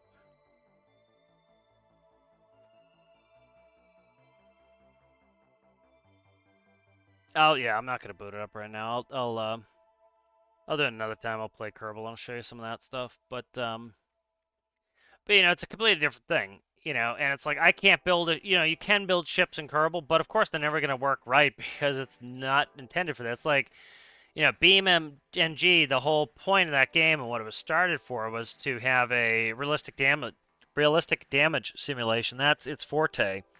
You know, Spin Tires is to have like realistic mud physics and snow physics and stuff like that. That's its forte. And this forte is to have really intricate and complex building mechanics. That's what this game's all about. So they have different kind of goals and strengths and weaknesses. You know, that's what they're all about, frankly. So that works. So we did find out the astronautical sensor works well. It plug and play really quickly, really easily. I'll have to send Basilicious that. He was asking if there's some things to add. But that works super well. Like, literally, it's just plug and play. As soon as we hit max altitude, it just switches right over, and it just works perfectly.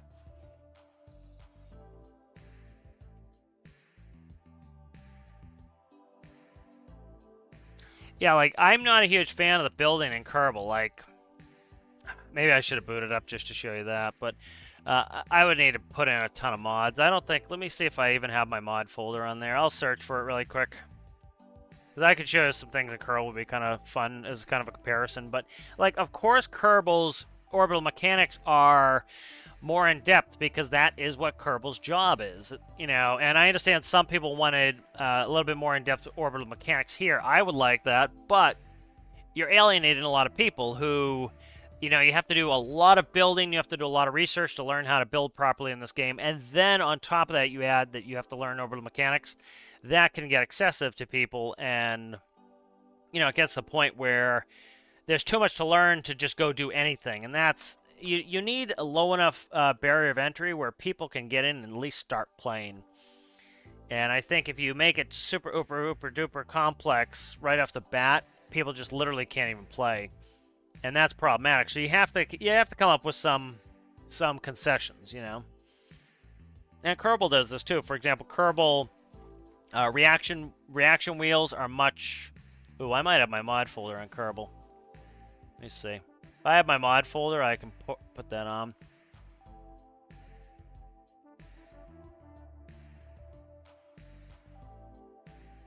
I do.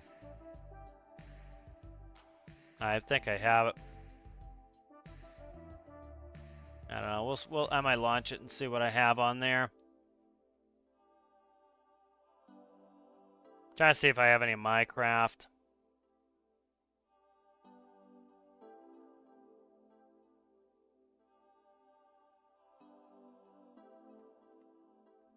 I don't see any of my names on there. So trying to find if I had any of my mod folders, and I don't even see the mod folders. So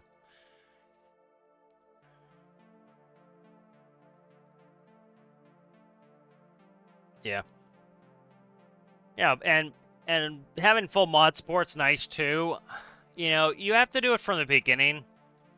You know, it's tough. You really have to have that architecture. You have to get people ready for mod support right off the bat, and that's a struggle. All right, what do I want to work on this? I'd like to kind of take a break from this thing, but I kind of want to get some stuff done. I'm trying to decide how the hell. Let me look at this EVA door really quickly. See what the hell is going on with that. Why that's still not working.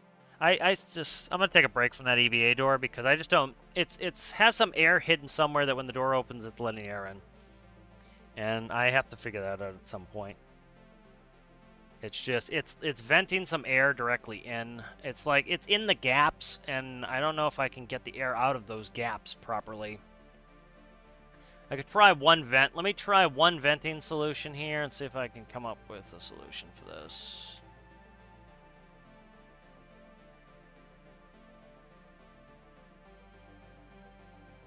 So like here is a sealed area that'll have gas in it. Most of the rest shouldn't have gas in it. I can't think. This has gas in it, but it also has a window, so that's sealed. That has a window frame in it. Yeah, that's sealed. I see. This is okay. So this is where it's probably coming in right here. I bet it's coming in right here. Because this is the door and this is the door frame. Let's put a couple pinkies in here. And let's stick 2 pinks in here. Alright, so that is blocked out. Let's go ahead and save that and test that. So that's potentially what we're looking for here.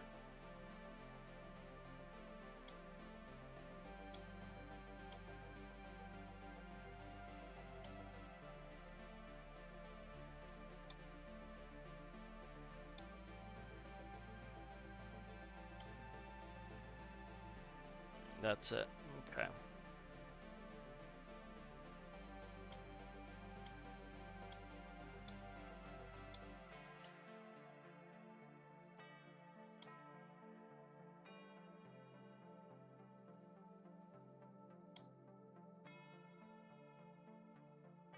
Game gonna crash? Nope. Okay. Just slowed down for a second there.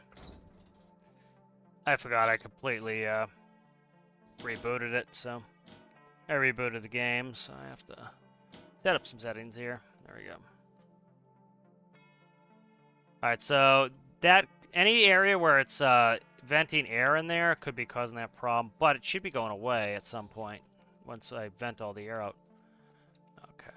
So I want to test out these seats in the cockpit too at some point. Okay.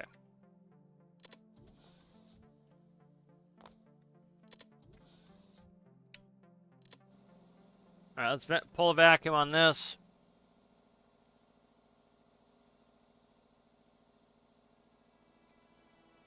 Yeah, I was gonna go on Kerbal and show you a little orbital mechanics, but without, it's actually better I don't have mods in there right now. But I need to know my delta V.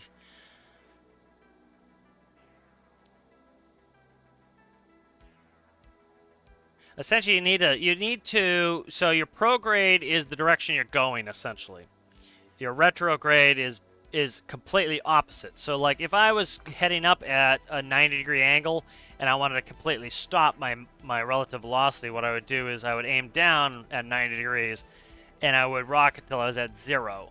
And it's tough to do that with a big ass rocket, and so you would need RCS to just do a little puff puff puff to slow down, you know. Ah, still fucking doing it.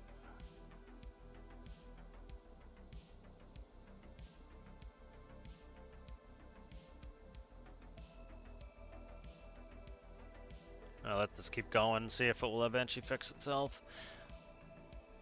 It's been a while since I actively played KSP. Let me see. I've turned it on since then, so it's hard to tell. But when I actually last played, but it's been a while. Yeah, it'll be hard for me to see exactly when I played last. I have to pull the other PC. I want to get my screenshot folder off my other PC and look at some of the screenshots. I had some cool stuff going in Kerbal. Yeah, it's a different beast, Kerbal, you know, and that's the thing. A lot of these people who make that argument, I don't think it's a really well thought out argument. I think it's just kind of a screed to yell because they're not getting their way. But it's like Kerbal does a completely different thing. Kerbal is orbital mechanics. Kerbal is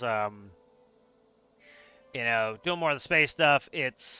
This game, it's like you can go, you know, oh, today I want to go to space. Tomorrow I want to drill for some oil. That's this game. Is the variety, you know, the variety of gameplay is what this game is, and the coherent narrative that surrounds it all is the building. That's the coherent narrative.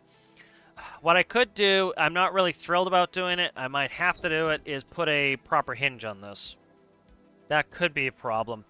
They did screw up the some of the floating hinges that I was doing, so that could be the problem. Let's see if that's it. I'll put that on. That could be a quick fix, and just get me back to that operating. This is gonna be a long, drawn-out process. SSTO. I'm kind of feeling like taking a break from it already, but I don't know what I want to build next, so. Making good progress on it, but I need to be able to push up some space station parts. So let's grab you. So currently, what I have is I have it running regular pivots to rotate it, which works fine, but it's it might be what's letting the gas in and out. So.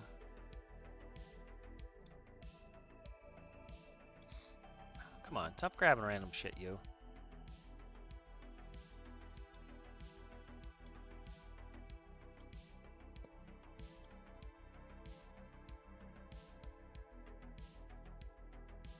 Problem is, I'm not gonna have space for a friggin' full-size hinge.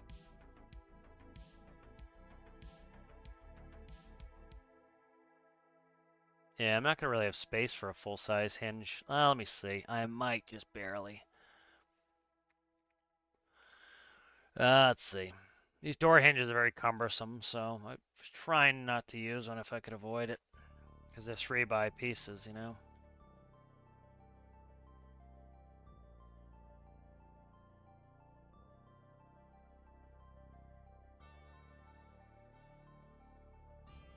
Might just be able to get it in there where I need it.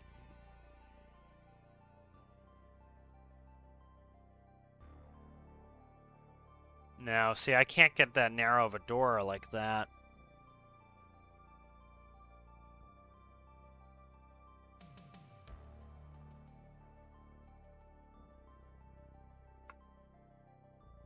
I'll do a quick test here.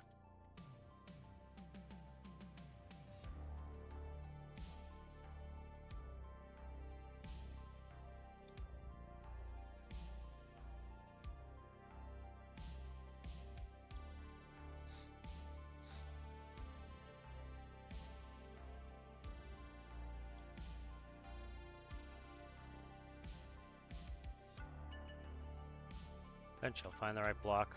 There we go.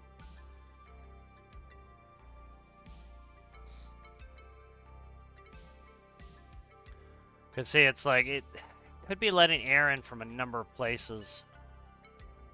I figure where it's got to be somewhere up here. That was the part I blocked it. Let's grab this, and it's letting air in. So I know that's what's going on. I need to just figure out where the hell it's letting air in from and fix that. That is what it's doing. So I just need to figure that the hell out. Because definitely you can see on the atmosphere, it's increasing atmosphere when that happens. So like this was one area I was thinking potentially was a problem because that's letting, if that could have let in a large volume of air there. But let's seal that up anyways. This needs to be sealed anyways. I already sealed the other side of it. I'm gonna seal this side. Can I seal that side? I think I can.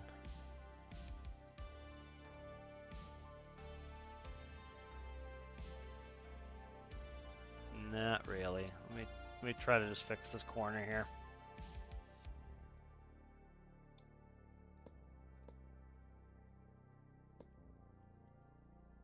Let's go to one pivot. Put a block in there. Okay. And then what are you?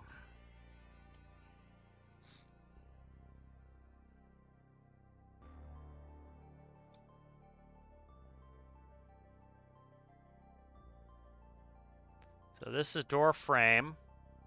That goes back into the frame.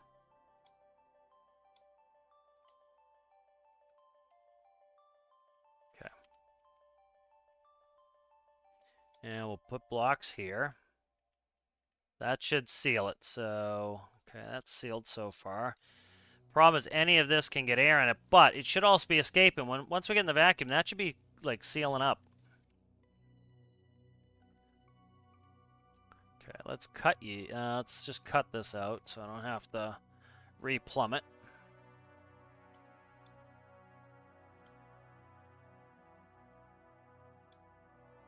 Cut that.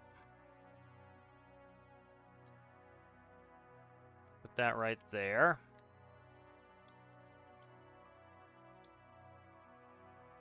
Okay. And then I want to grab... Trim that. I already replaced those blocks. Let's grab this. Cut that. See how this behaves. This might pinch a little bit, but it may be alright.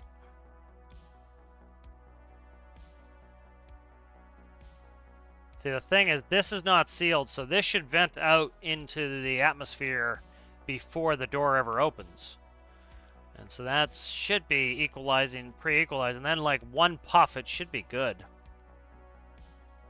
And then this should be open to the exterior, so that should not be able to hold enough air to really cause us woes.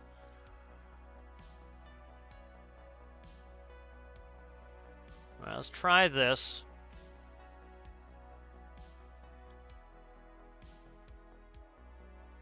Let me just inspect this really quick. Get rid of this pink block. Those two pinks were a problem, and I filled them up. So let's fill those back up. Okay. So that is the door.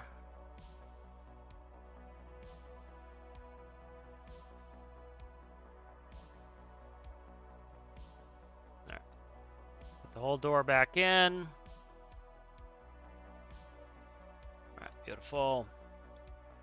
Let's merge this door up.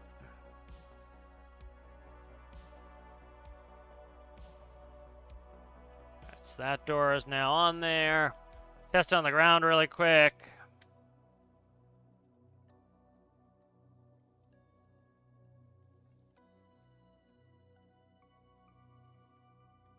Okay.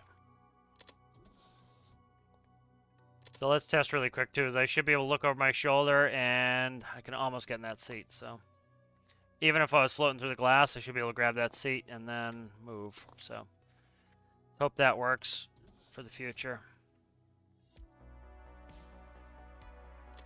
Alright, these should be equalized.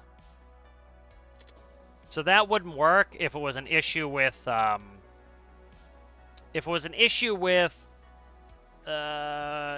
mechanics, it wouldn't work. So the mechanics are working fine. And that's just trying to get us, for some reason the devs have it spawning at 9.5 atmospheres instead of 1. So that's, I don't know what the deal is, why they chose that. Oh my, look at that homunculus there. Alright, so let's see this in the vacuum, see if this works.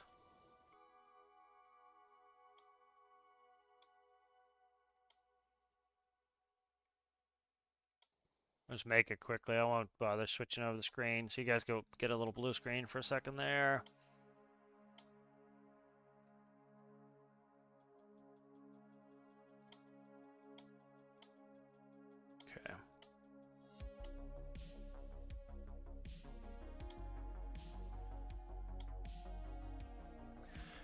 Okay. Stream chat.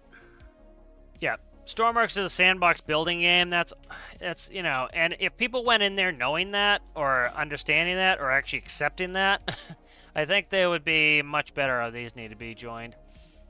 They'd be much better off, because you get that contingent of people who don't think it's a sandbox building game, who think it's some sort of search and rescue game. Search and rescue was the first thing you could build. That's it. It was it's a building game. Like, for example, there were old search and rescue games. Let's see. Search. And what did they do? They gave you a boat. They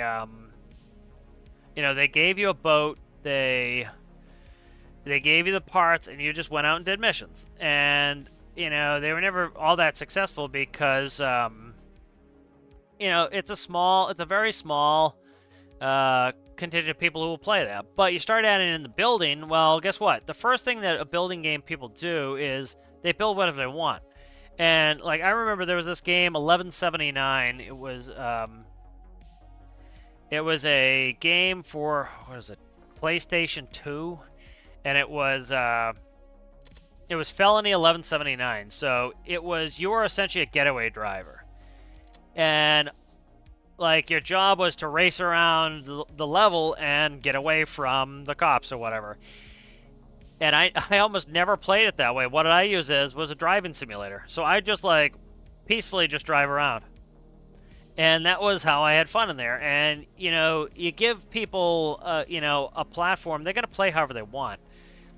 And that's the best part about it, too. And, like, even some of those people will say, oh, yeah, the best part about Stormworks is the building. They just need to focus more on search and rescue. And it's like, the best part of the game is building. They need to give us more parts to build with, and they need to give us more things to build with, and more reasons to build. Because, like, I've got a bunch of search and rescue craft. Every once in a while, yeah, I'll want to make another one. But, what really keeps me going is, oh, I have no spacecraft now. Let's make a spacecraft.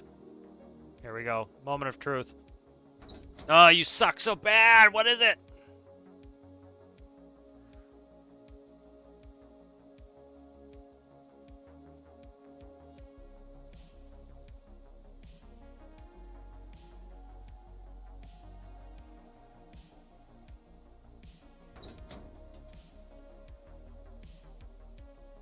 Alright, I have a solution to this. I'm not going to keep dicking around with this all day. We're going to do this. I'm going to force it to work. So I'm going to force this to work. Sick of dicking around here. Alright. I can do this with a piece of logic here, so where are you out there, workbench? Alright, so this is what we're doing. Sick of this. So it seems like it's just a little bug in there somewhere, either in my design or in the game. It's putting a little bit of error in there and it's fucking up my system, and I'm sick of it. So what we're going to do here is we're going to make a space for the E. What's that? That going up or down? Both. Okay, that's fine. That could stay there. Alright, so the payload bay is going down, and what we're going to do is we're going to add some logic here. So this is the EVA door right here. Alright, so the conditions for the EVA door is, did I press the button on the door, and this works with either the exterior button or the interior button, okay? If I press that, it will give me a 1. When does it open the door? It opens the door when the differential is less than 0.06, and I press the button, the door should open. The problem is, as soon as the differential goes back over that, it is shutting the door. So that's not good. That's not what I want. So I'm going to change the conditions here. All right, so what we're going to do is do another up-down counter. Okay. And so what I'm going to do here is...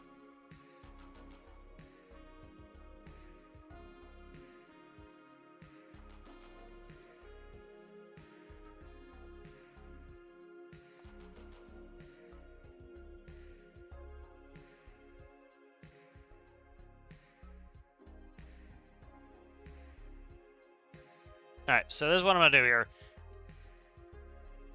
I'll change this to a 3. No, let's see. 1. Yeah, 3. Change that to a 3. All right. And then this will be... I'll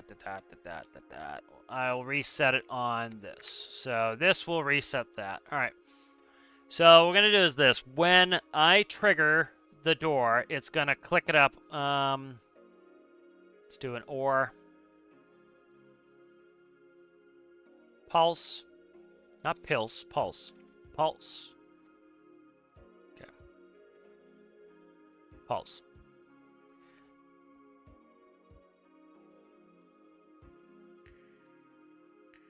Let's not do that. Let's do this.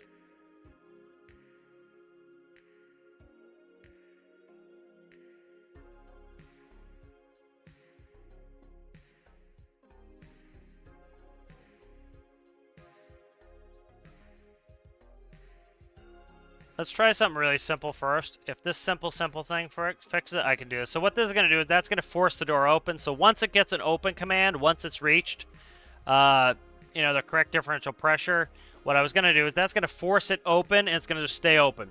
And then when I press the button to close it, it will close it. So what I'm going to try here is, so I have a pressure differential on here of 0.06.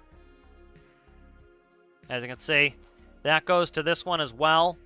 What I'm going to do is put a different pressure differential on this. So this will get a pressure differential on the EVA door will be a little different. Let's test this out, see if this works. So let's see.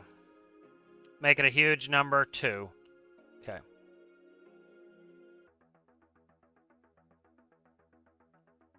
Where is that pressure? What? Okay. That's the pressure differential right there. So let's check, make sure it's hooked up. Yep, pressure differential goes right there. Right there. Okay. So we're going to put a different pressure differential on this. So this has a bigger pressure differential. We'll screw with this. This pressure differential allowance EVA door.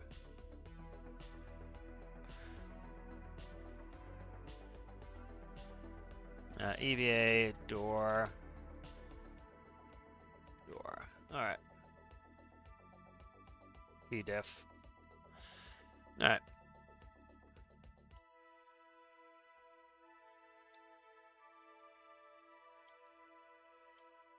So this is going to allow it to have a bigger pressure differential on just that one door. That's saved. Let's go. We'll do add-on editor. I'll fix it again.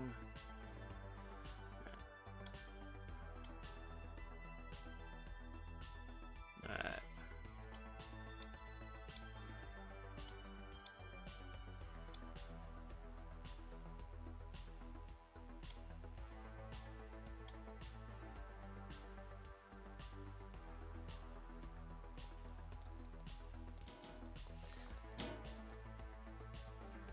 I have to check these two pistons. These two pistons are moving independently of one another. I need to tie them. And they might have... the other thing, too, is it's on the moon, so the gravity is less. So they might not get pulled as hard. We'll see. Alright, they just clicked. Okay. Alright, if this fixes it, that's beautiful. If it doesn't, I have a way to force it to work, so... we'll just brute it to death. That's not exactly what I wanted to do there. That's not good. Oh, I had it up to 2, so okay. I forget what the number was. So that's enormous. That differential there. So So let's see. So it definitely works now, but I want to get it. I want the differential to be closer. So okay. So we'll do 0.02 is what I actually wanted to do.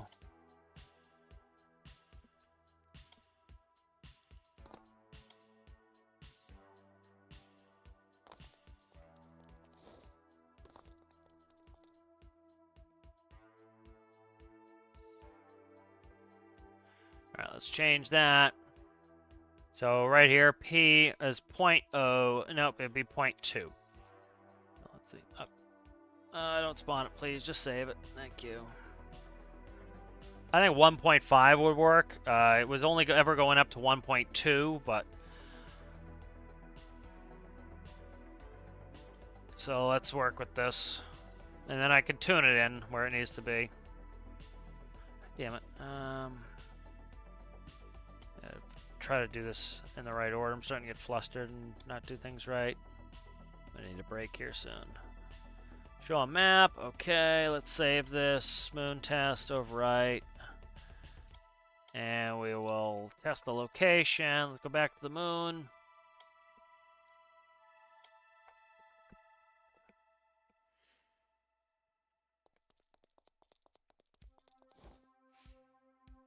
Yeah, one thing I'd recommend to a lot of people is just test with infinite fuel on. It, you know, of course, it's important to figure out how much fuel you actually have in your vehicle, but like just kind of learn some mechanics. Put on infinite fuel, you can kind of see, okay, well, I can steer a little bit with my rocket. My rocket's backwards. It's like I got into this loop where I started to fill my rocket every time I want to go do a test, and it was like taking a ton of time. So it was a good time saver just to be like, I'll wait. You know, I will.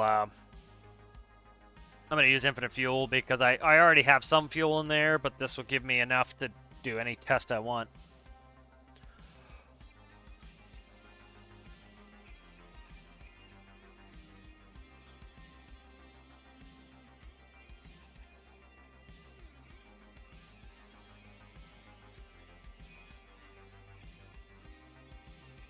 Let's see. All right. So this works now. So the pressure differential is still good. That works. All right, so we're in business now. It's just I was hoping to get rid of that little issue. So there's some pocket of air in there that when the door cracks open, it's letting the air in the room. And it's kind of like a little limbo zone. Is that air? The air never gets out. It's just either going in the room or it's going out. You know. I have an idea. I wonder if I know what it is. I might know what it is. I bet you I do know what it is. I bet you I know what it is. I bet you I know what it is. Let's see. Said that 3 times. That's how you know I'm full of shit. Let's see. I bet I know what it is. The airlock was artificially going to a low volume. And so I did this. Let's fix this really quickly. Let's put it back the way it was, all right? So, this one right here, it's 0.2. Let's go back to 0.06, all right? And let's see if this fixes it. So, the airlock, right? One of these tanks, I pre-filled 12%, okay? And I pre-filled it 12% because I was having low air. Essentially, I didn't have full air pressure in there. Let's cut that out. Let's save it. I might not be able to I should be able to get the door open. We'll see. Let's save that. So I think what it was doing is it was letting in air from this tank. I think that's what it was doing. So let's save it again, and I think that's what it was doing. That would make sense to me that that's what it's doing now. See, again, this is a thing where it's a common problem people could fall in. You see people blaming the game for something that was their own design problem. This is likely, and I take credit and blame for it, it's likely my design problem. And I'm not going to blame the game for my design problem. You know, that's not fair. You know, and you'll get that sometimes. People saying, oh, you know, Stormworks is so buggy. I literally, legitimately, 200 hours in this, I experienced very few bugs. And like somebody say, "Oh, well, this bug," and I'm like, "That's not a bug. That's a design problem." And so I think it pays when you're trying to actually figure out what your design issues are. Is first assume that it's something you did. That helps because if it's something you did, it's something you can undo. So right there, it gives you kind of the freedom and the confidence to try to solve your problem.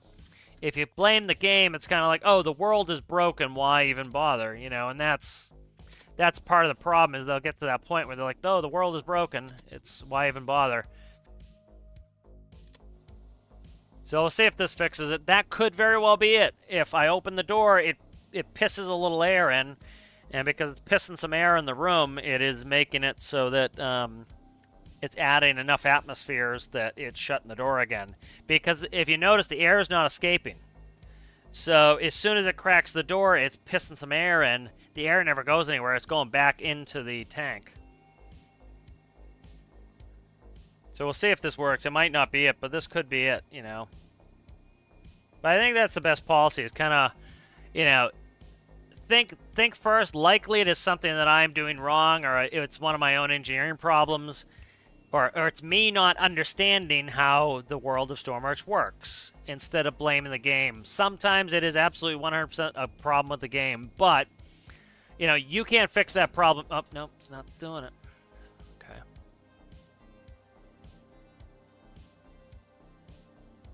Okay, so I've got an idea too here.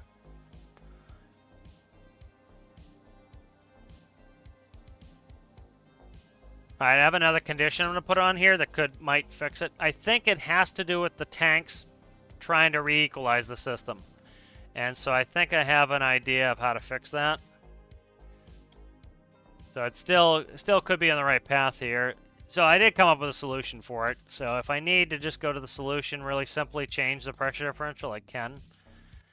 So this is the other thought here is I'm doing a return valve to repressurize that room.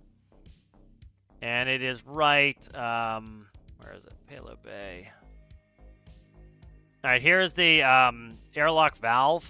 I need to see where all my airlock valves are coming in.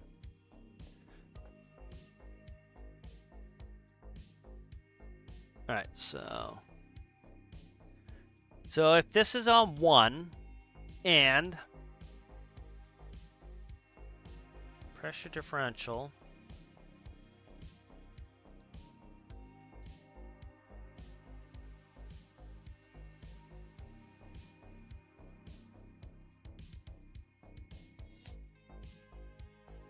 all right, so what's that reading off of first? That is off of, that's the airlock. So let's see where I just moved that around. Okay, so if the airlock, so let's say the airlock is at 95.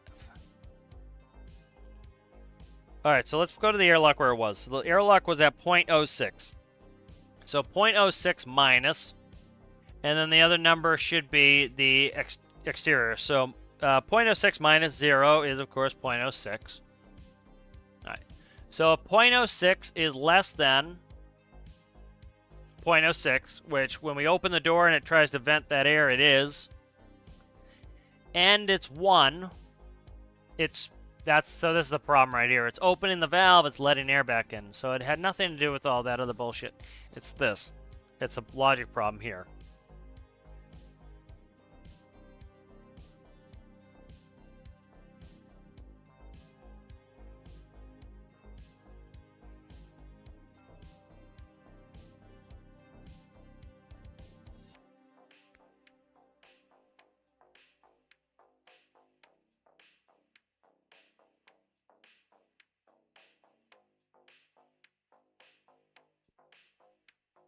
Okay, so we're going to add one more condition here.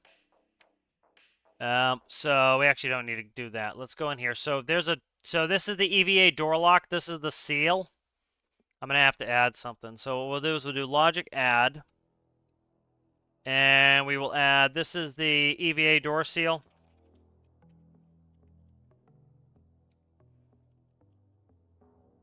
Let's try to do it without this. See if this works.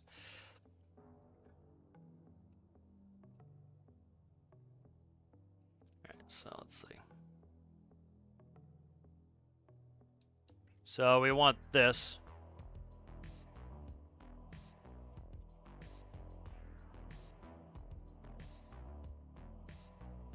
X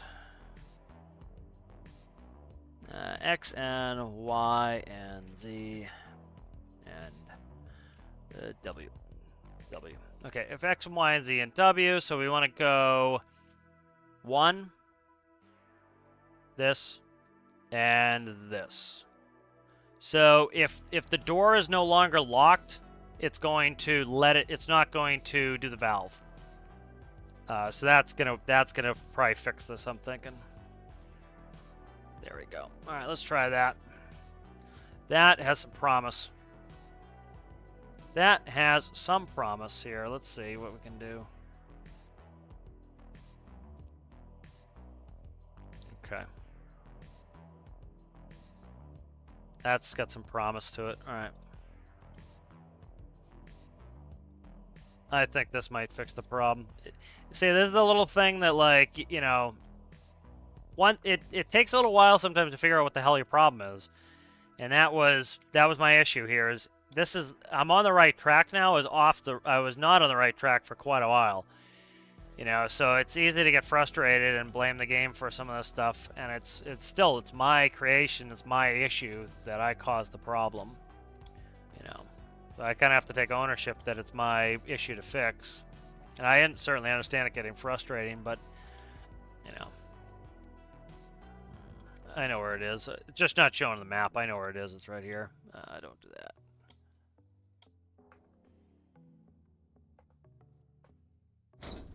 All right, there we go.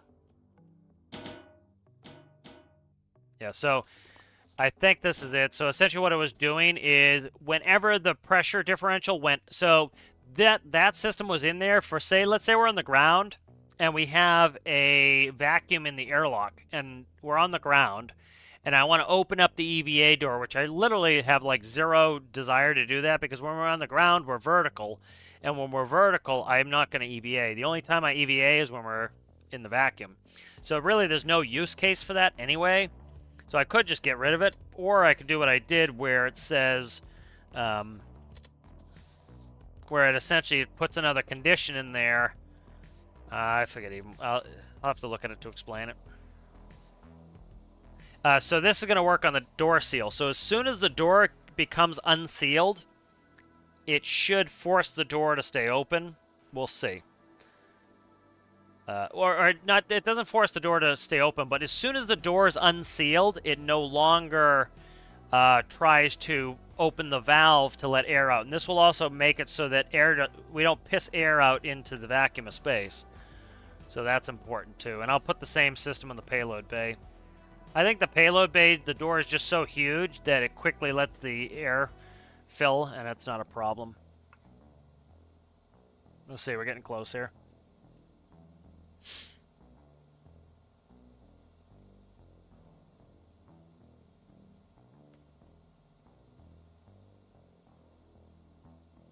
There we go. All right, so that fixed it. So again, 100% a me issue. And you can see people blaming the game for this problem, and it frustrates me, and as you can tell why I'm talking about it so much. But I find that frustrating because if you know, attribution of blame, putting the blame on the right thing is important if you actually want to come up with a solution for things. And oftentimes it's because you're getting frustrated with it. And so if you're blaming the wrong thing, it's never going to get fixed because, you know, you're not blaming the right thing. And you need to blame the right thing in order to be able to find a solution for a problem. And that's kind of my whole issue. That's why I keep harping on it right now, is that's a good way to never get your problem fixed, is, game sucks, it's a game problem. Well, you're never going to get the problem fixed because you're blaming the wrong thing. If you blame the right thing, you can start to work towards a solution.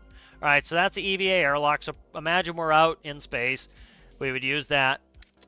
Door would close. Okay, door is closed now. All right. Now, if I want to go into the payload bay, we have a pressure differential there. We still have pressure differentials here, but if you notice, it's okay. We're not getting airlock. Atmosphere is going out again. What's the payload bay? That's not right, so that's fucked up there. So something I screwed up doing that. Okay.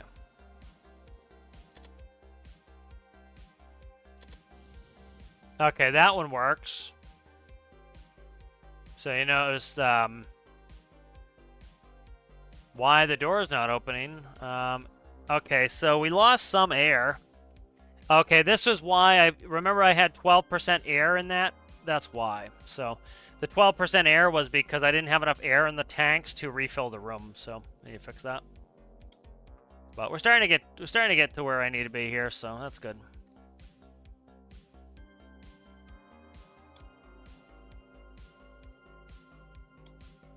I'll read some chat. Yeah, I'll eventually get to RCS. I'm just not there yet where I really care.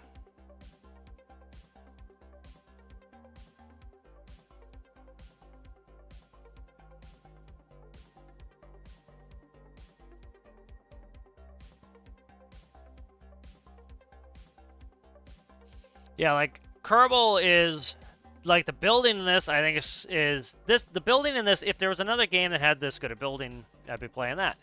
You know, and that's kind of the whole thought process that some of the group of people are missing is that the this game really shines at its building. That's where this game is, as far as I'm concerned, better than anything else is with building. I need to figure out what the hell's up with the airlock.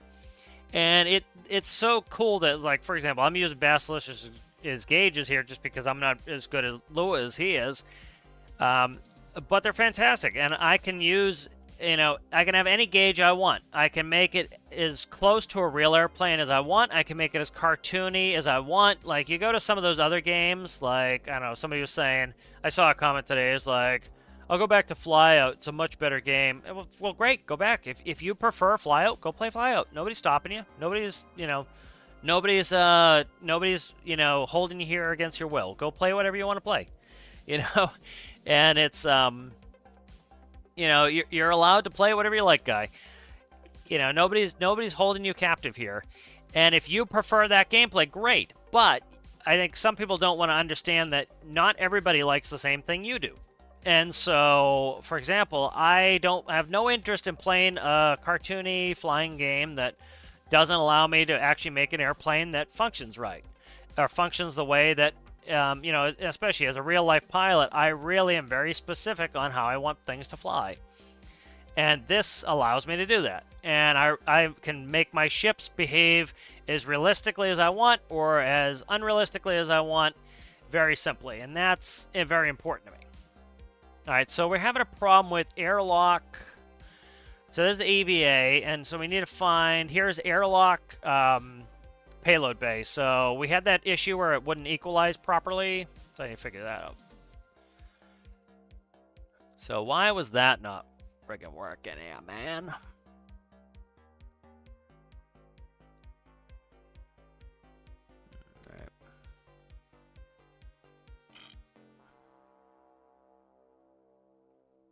I think that's often a misread with some people, is that it's, that's the real benefit of this game, is that you can just build however and whatever you want, and that's fantastic. And part of the thing you're giving up is you're giving up the precise simulations, for something like, say, aerodynamics, stuff like that. And I do hear a lot of people being like, the aerodynamics in Stormworks sucks, and as somebody with a degree in aeronautical science, I don't see a lot of issues. Like, no, you can't glide like you would IRL. But, and I understand, if you want to build a glider, that sucks. But very rarely IRL do you really glide, and gliders are very specialized things. And would it be cool if we could glide? Sure. But I think a lot of people are overestimating how much you glide. You very rarely, if ever, glide. You, most of the time, have power on. Even a small plane, like, we used to simulate engine failures by just pulling the thrust back. That's gliding. That's not even actually gliding. That is, you still have some force off the engine. Very, very rarely, if ever, glide. Have I ever even had a glide? Not really. I've done it in the simulator. I've never done it IRL. You don't ever shut down your only engine. I've shut down one engine when we have two, but never just go gliding. It's not something you do. Let's see.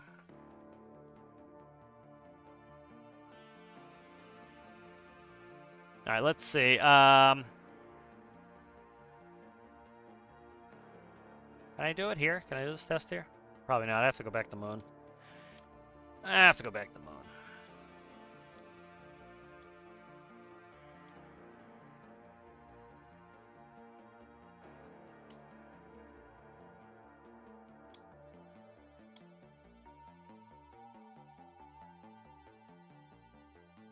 All right, save you. Moon tests. Don't do that. Go back, please. Moon tests. There we go. You know, would it be nice to have a workbench on the moon? Sure. Is it? Do I think it's necessary? Not really. You know, again, I'm a big guy for options, so I would say, yeah, put one in there, devs. You know, it's going to make some people happy. It's not really going to cost you anything. You know, stick one on the moon somewhere. It doesn't have to be in an ideal location. Just stick one on the moon somewhere. You know, it's good for testing. You know, so do I think we need, quote unquote, need one? No. Do I think you might as well stick one on there to make people who want one happy? Sure. You know, I don't think it's a big ask. You know, I would say if I was to guess, the reason they didn't do it was they want you to have to actually like try to get to the moon and try to do the hard work to build. But you know, again, that's restricting how people play the game. You know, and you have to do it to a certain extent. But you know, if people wanna just like drive around their moon buggy, and that's how they have fun, great, let them do it. You know. You know, I don't believe in holding people back there with putting a fence around it. Let them just drive their moon buggy around if they want. You know, I think there's a point to not having like 10 workbenches on the moon. You know, make it so that you actually have to create some craft that can get from A to B. But if you just want to drive around, give you one place to just drive around. You know, and you can do that with the add-on editor. You can see it doesn't take me long to completely get that going. You know.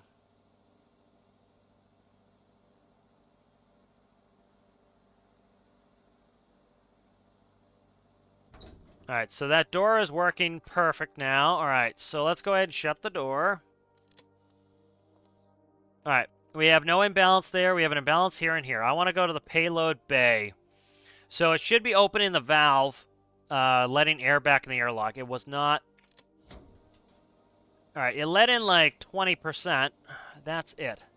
So this is having a problem, this door. But if we look at this door, this one was not having, this one was okay. So you see it opens the valve, and we have air in. Okay.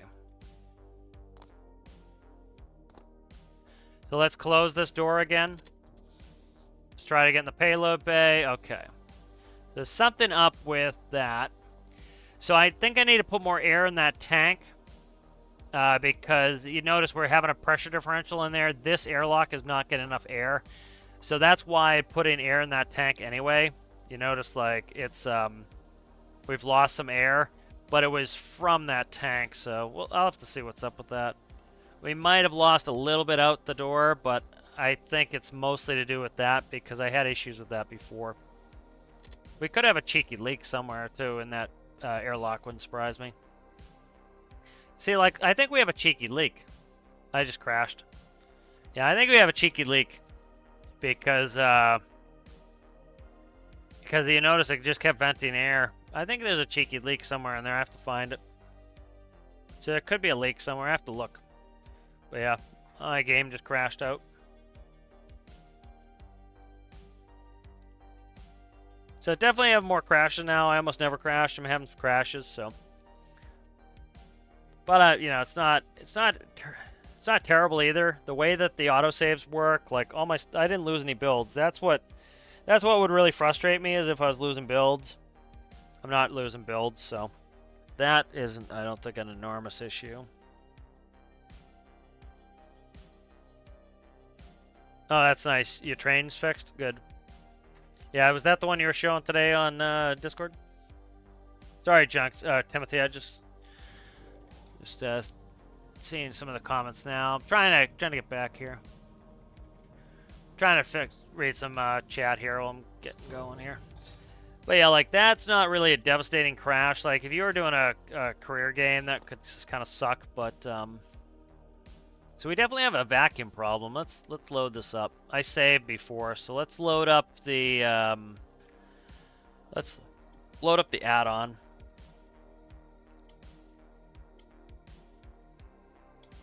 All right, move back to the moon.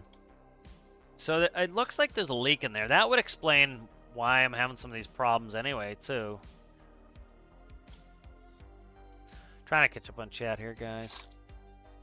Ah, I forgot I rebooted the game. I need to put on get off player damage, turn on infinite electricity. There we go. All right, let me try to catch up on chat here.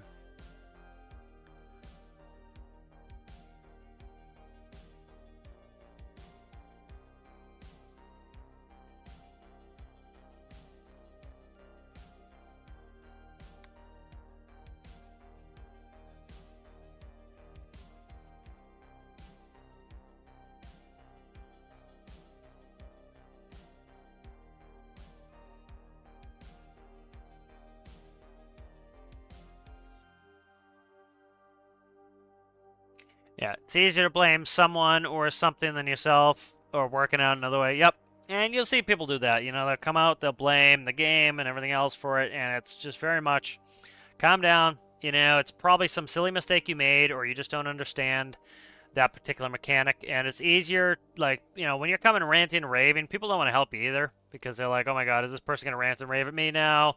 What am I stepping into? I won't even bother helping. Where if you come and you're like, you know, one, ask the question early. I see this a lot. New players they'll bang their head against the wall for 3 hours, and then they'll ask for help when they're super pissed off because they've been working on it for 3 hours. It's like, ask the question early, and it's tough. It's tough to ask the question. It's tough to admit you don't know what you're doing in a certain area. But so I want to watch these pressures, see if I'm leaking something. I'm leaking somewhere. There's a leak somewhere. I need to find this leak. We have a full-on leak here. It's easier for, you know, it's easier to blame someone else for the problem than yourself, and it's you start getting frustrated. It's an easy target to blame the game because the game can't come back and you know, and fight for itself. And there's plenty of people, if you're interested in just like ranting about the game, there's people to reinforce that, and you get in that echo chamber. That, yeah. So I have a leak here somewhere. There's a leak in the airlock. I had suspected that before, so yeah. See, we're just keep leaking. All right, test this airlock out. What's my fluid port doing? So the fluid port is the pump on? I can't tell. All right, let's do a test. Let's take you. I can't do it that way. I don't know. There we go.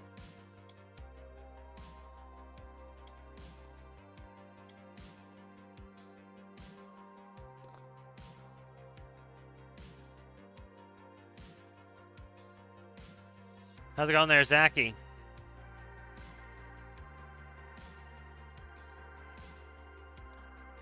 Yeah, I guess I could save. I could save so I don't have to do that crap again. I usually try to save with player damage on so I don't forget, but it's not a big deal. So I have a leak somewhere in here.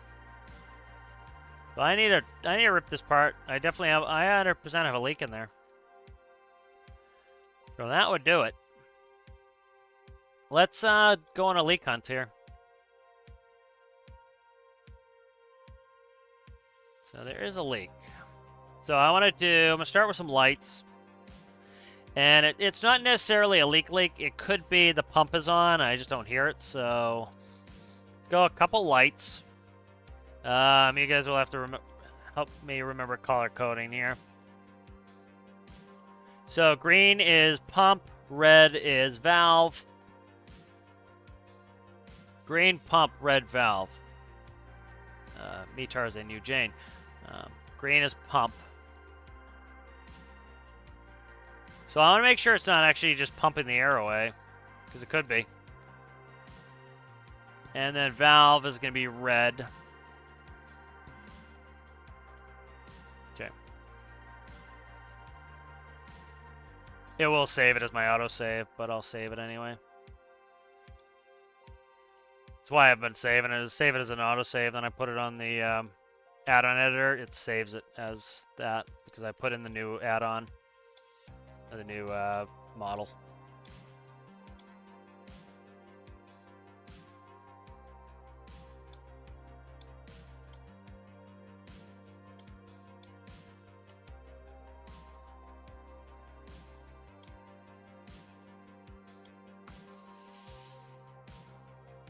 Check Discord to see how small and cute the truck I'm working on is. All right, let's take a look. Come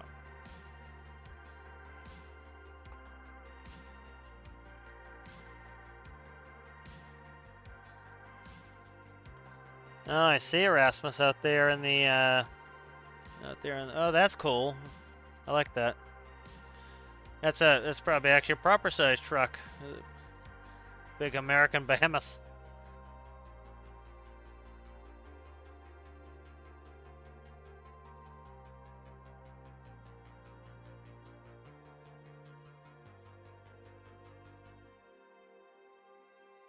All right.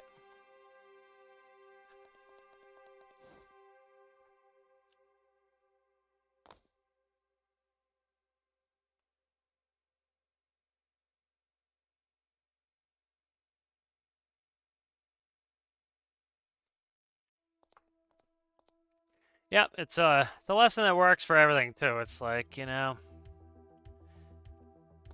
ranting and raving sometimes is fun, but it doesn't really solve the problem. And it's like, you know, even if it's not your fault, you're the one who has to deal with it. So it's like, all right. So as you can see, we're leaking here, and so it's not actually a leak. The valve is triggered right now, which is fine. The valve should be triggered because the valve is trying to let air into the room. So that's fine. The valve is triggered. The pump is not. Let's shut this door. Okay, so now the valve is off. So that's fine. The valve was opening, trying to put air in the room to help it, you know, to help it re-pressurize.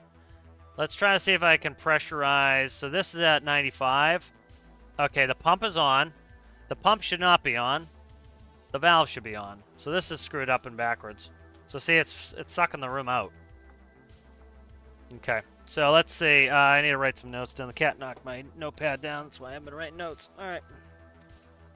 So let's see. Airlock AL. Payload bay.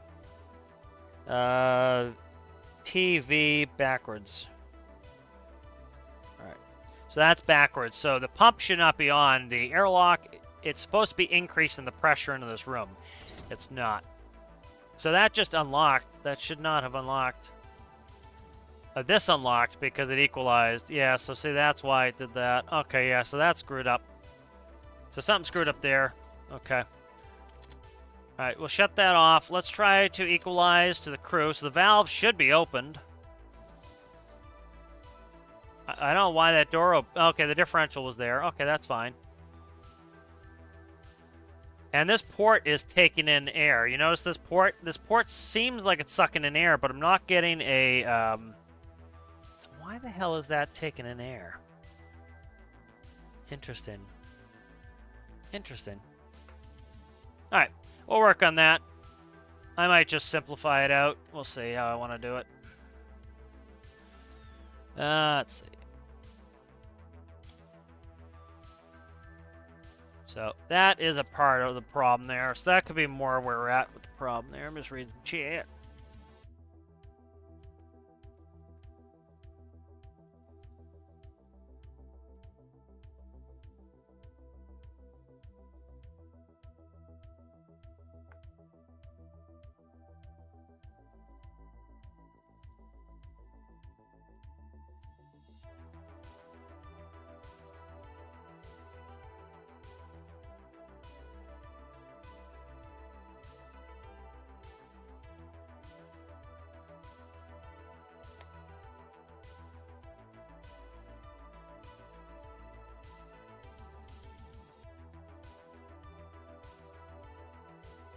Yep. Yeah, very rarely does freaking out ever help you in any situation. That's like, there are some jobs people just can't have. Like there are certain jobs you can't afford to freak out. Like flying was one of them. You know, I've had students that would freak out, and it's like, you know, you need somebody who can be calm under pressure. You start getting freaked out, that's when you're gonna have problems. All right, so I need to look at the setup here. So we have a pump. I might do a different return loop. So here is so it comes up here, it pumps, and it goes into the pump, and it splits into these 3 tanks. I already have a tank that's pressured at 12. All right, then what happens is it just comes back, and there's pressure through a valve here. The valve goes around there, and an elbow down here, and it goes all the way down. It tees there, and then it goes back out. Alright. So I'm trying to make sure we don't have a full-on leak. It seems like we have a full-on leak. I just can't see the leak if we do. But I don't think we have a full-on leak. I think it's just something I have set up with the system here. So I'm going to change this up a little bit. I can't cut in there. That's a mess if I do that. I can't do that. So let's try this too. Let's cut that, and let's put a valve. Put a one-way valve in here. I don't think I necessarily need it, but I have space for it. Might as well stick it in there. Alright, that will go up to the pump, so that will make sure that there's no pressure coming back into the pump. And then this is the valve here. Alright.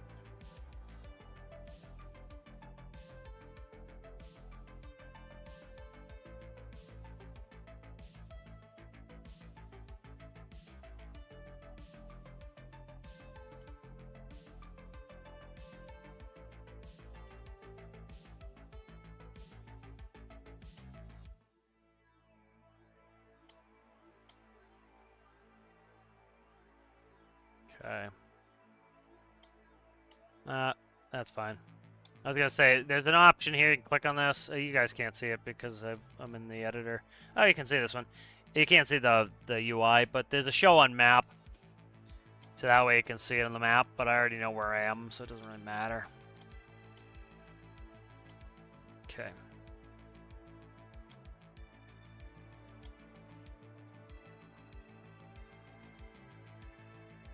Liquid and gas going in the same pipe, okay.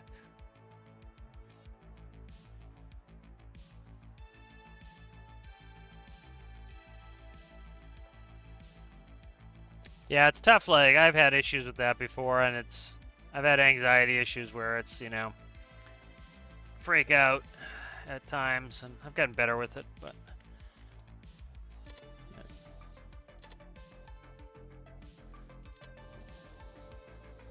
Alright, so we're still having an issue. Air is escaping like crazy.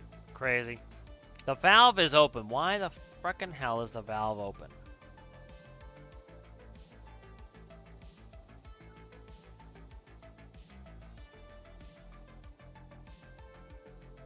So what I could do is, if any door is open, valve does not open. Let's do that.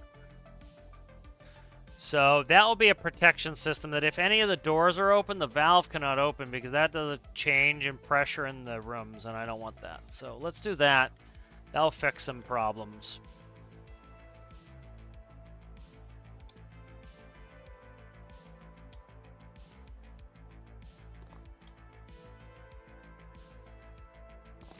Okay.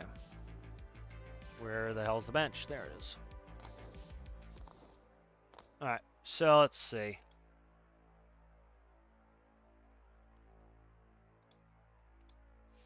Alright, so we have our door commands. So we'll do a Boolean. So this will be, I probably have one already somewhere. I think it's right here. I have one. Okay. Alright, so this is just X or Y or Z or W. So let's see. Crew door airlock. And then we want payload bay airlock. And we want EVA. EVA door right here. This goes there. Okay.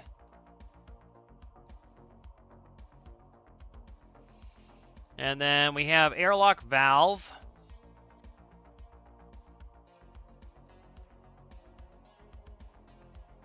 All right. And then what's that? W and not W. All right, so if any of the doors are open, that valve should not open. That would actually probably fix our EVA door problem as well. Because that valve's opening, and I don't know what it's you know what it is? I know what it is. Those tanks are at 1 atmosphere. Those tanks are at negative, they're at 0. They're a vacuum. So what it's doing is it's vacuuming the air into the tanks to equalize it. That's what it's doing. So this is going to keep the valve hopefully shut. And so the valve will stay shut. You can see that light was coming on for the valve, so it was a valve issue. And then we also had, I'll fix this while we're here. I don't want to have to do 9 million tests. Let's do the dreaded tooth. Let's not. Okay. I talked myself out of it. I was going to do the dreaded thing that I told myself not to do. Don't make 2 changes. Because, you make 2 changes. If you screw up something in your test, you don't know which one did it. If you made 1 change and it screws something up, I made 1 change. So that has to be it. I made 1 change. Make 2 changes, well, now you're starting to get into shit city where you'll get into a spiral of having no clue what the hell's going on. Now, it takes a little bit longer, but it can actually save you a ton of time.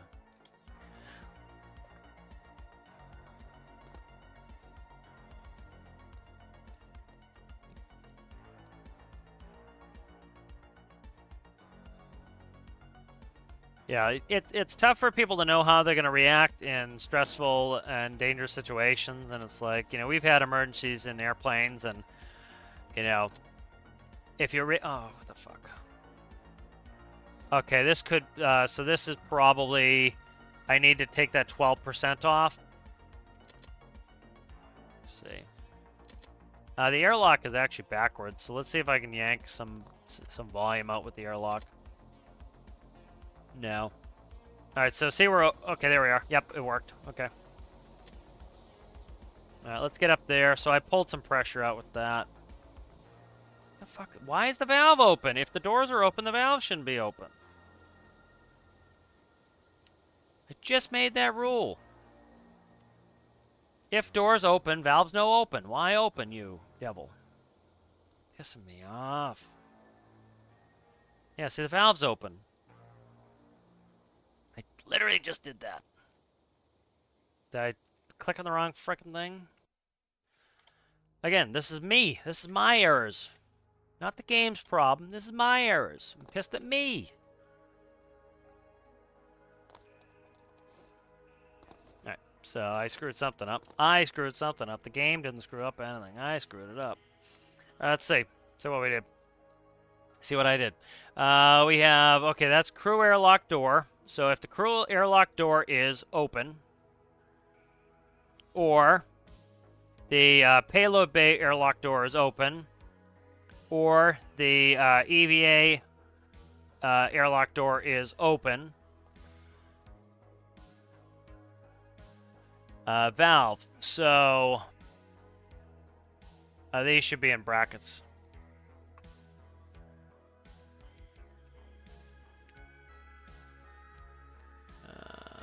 That's why.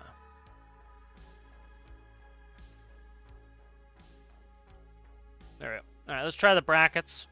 That's another thing that could very easily cause people problems, is if you don't do your brackets right, you can screw up. It's a hierarchy. It works in order. You have to get the order right, or else it does not. The order of operations is important, because that will make things not work at all.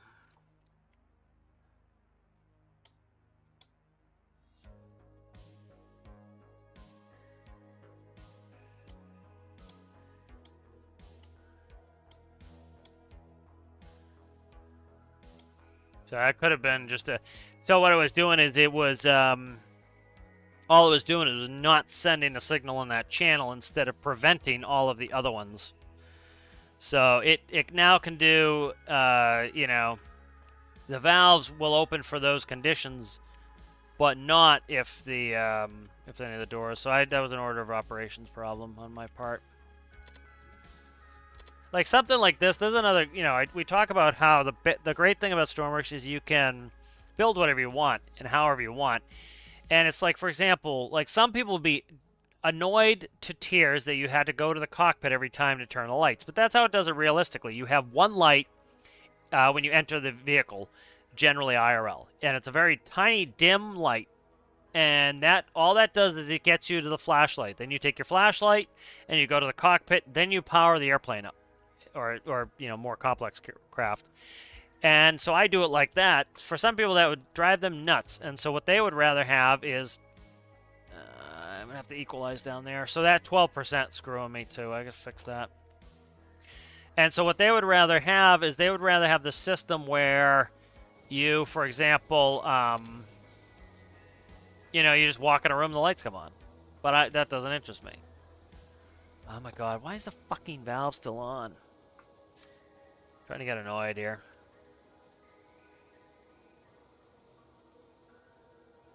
Let's stick with it again. Then I'll probably take a break after this. Good to get a break every once in a while. That's the other life lesson. Saying I'm handing out life lessons today.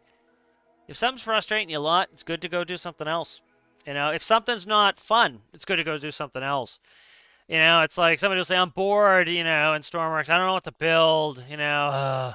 Somebody give me something to build. Well, that, you know, that could inspire you to build something and then you're having fun again. But often, you know, if you're not enjoying it, it's best to take a break because, and that's what I did like this last week was I took a break from Stormworks and like I couldn't think of anything I wanted to build. And so because of that, you know, I was kind of, you know, talk about like writer's block. It was kind of like writer's block. I had a block. There was nothing I wanted to build. So I played some Farm and Sim, had a lot of fun playing Farm and Sim. And then when I thought of something I wanted to build, I was like, ooh, SSTO. And then I started getting excited about it. And now I'm having a lot of fun building the SSTO. You know, and so it's like, don't force yourself to play a game when you're not into it. You know, that's no fun. It's like, you know, wait, play when you're really looking forward to it. That's how you're going to have a good time doing it, you know?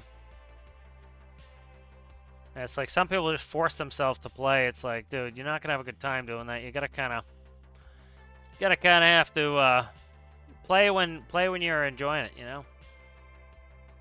And there's nothing wrong with a break. You know, I enjoyed my little break from Stormworks. It made it more fun when I came back. You know, that's one reason I haven't done a bunch of tutorials. I just wasn't feeling like playing. You know, now I'm feeling like playing. You know, and I'm learning the mechanics, and then when I learn enough of the mechanics, I feel like I can make a good tutorial. I'll make a tutorial. But it's, you know, it's important not just banging it against the wall sometimes. All right, let's figure out this logic and why it's so sticked up. All right.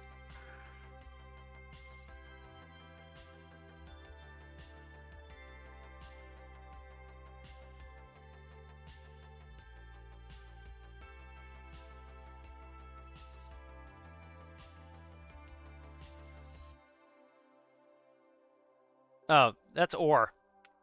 God damn it. Yeah, see? Look at that. That was it. That was all I did there. It's supposed to be and, not or, not. Yeah, simple thing. My fault, not the game's fault. The game didn't suck. You know, it's not a game problem. It's a me problem. I'm starting to get tired. I'm starting to not think as well. And like, you know, like I said, that's when it's time to take a break. You know, and it's I'm making silly errors and come back fresh to it and you'll be better. You know, and it's that's the best. I find that to be the best way to be doing some of this stuff. It's like when, you know, some of these works, you know, these companies want to work you to death. Is you get a point of diminishing returns where you're just like, you're not going to be productive anymore because, you know, you're not at your best. And, you know, you need to just like, oh, it's better to go home. It's like flying tired. Like we have a policy. There's a policy in the airlines that's for fatigue. You know, anytime you're too fatigued to fly, they can't punish you for it. And you just say, I'm too fatigued to fly, and they find another crew, and they do it. Because do you really want somebody who's fatigued? It doesn't mean that you're just too tired. It could be mentally, like, you're just, like, you're mentally fatigued, and you should not be operating an airplane. And, you know, if management had their way, of course, they'd just force you to go, because they don't really care if there's a crash, you know. And you do. All right, so no valve now. We're still leaking like a motherfucker, though. Why? I don't get it. The valve's closed. Where are we leaking? Let's go outside and see if I can see this bitch venting.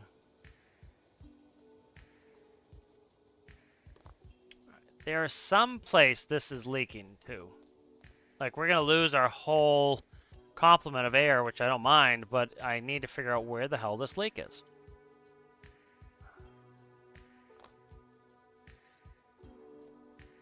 See, what I should have done is I should have put a dial to the tanks.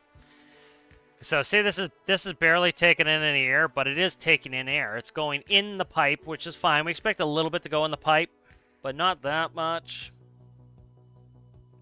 So where the hell is this air escaping to? Is I need to know. Interesting. Very interesting. So the air is escaping somewhere. And I need to figure it out. So if we look at the payload bay, it's not going into the payload bay. 100% no. Because that would be increasing. So it's not going in there. We're equalized now. We've completely lost all of our... Okay, now the pump's on. Why the hell is the pump on now? The pump's on. That's interesting. There's no reason in hell the pump should be on right now. Alright.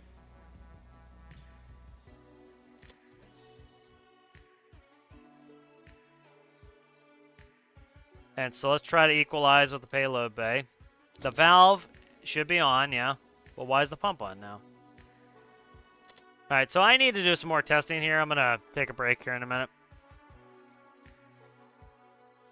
I'll read through chat here. This is all saved up. I saved it up. No idea there, Nova, if it's going to be posted to the workshop. I very rarely get anything finished. So.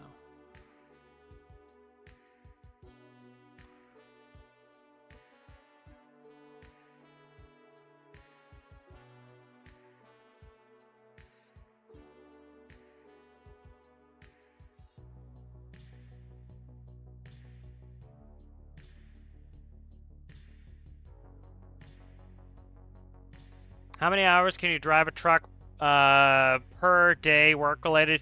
You can be on duty for 14 hours. You can drive time can be 11 hours.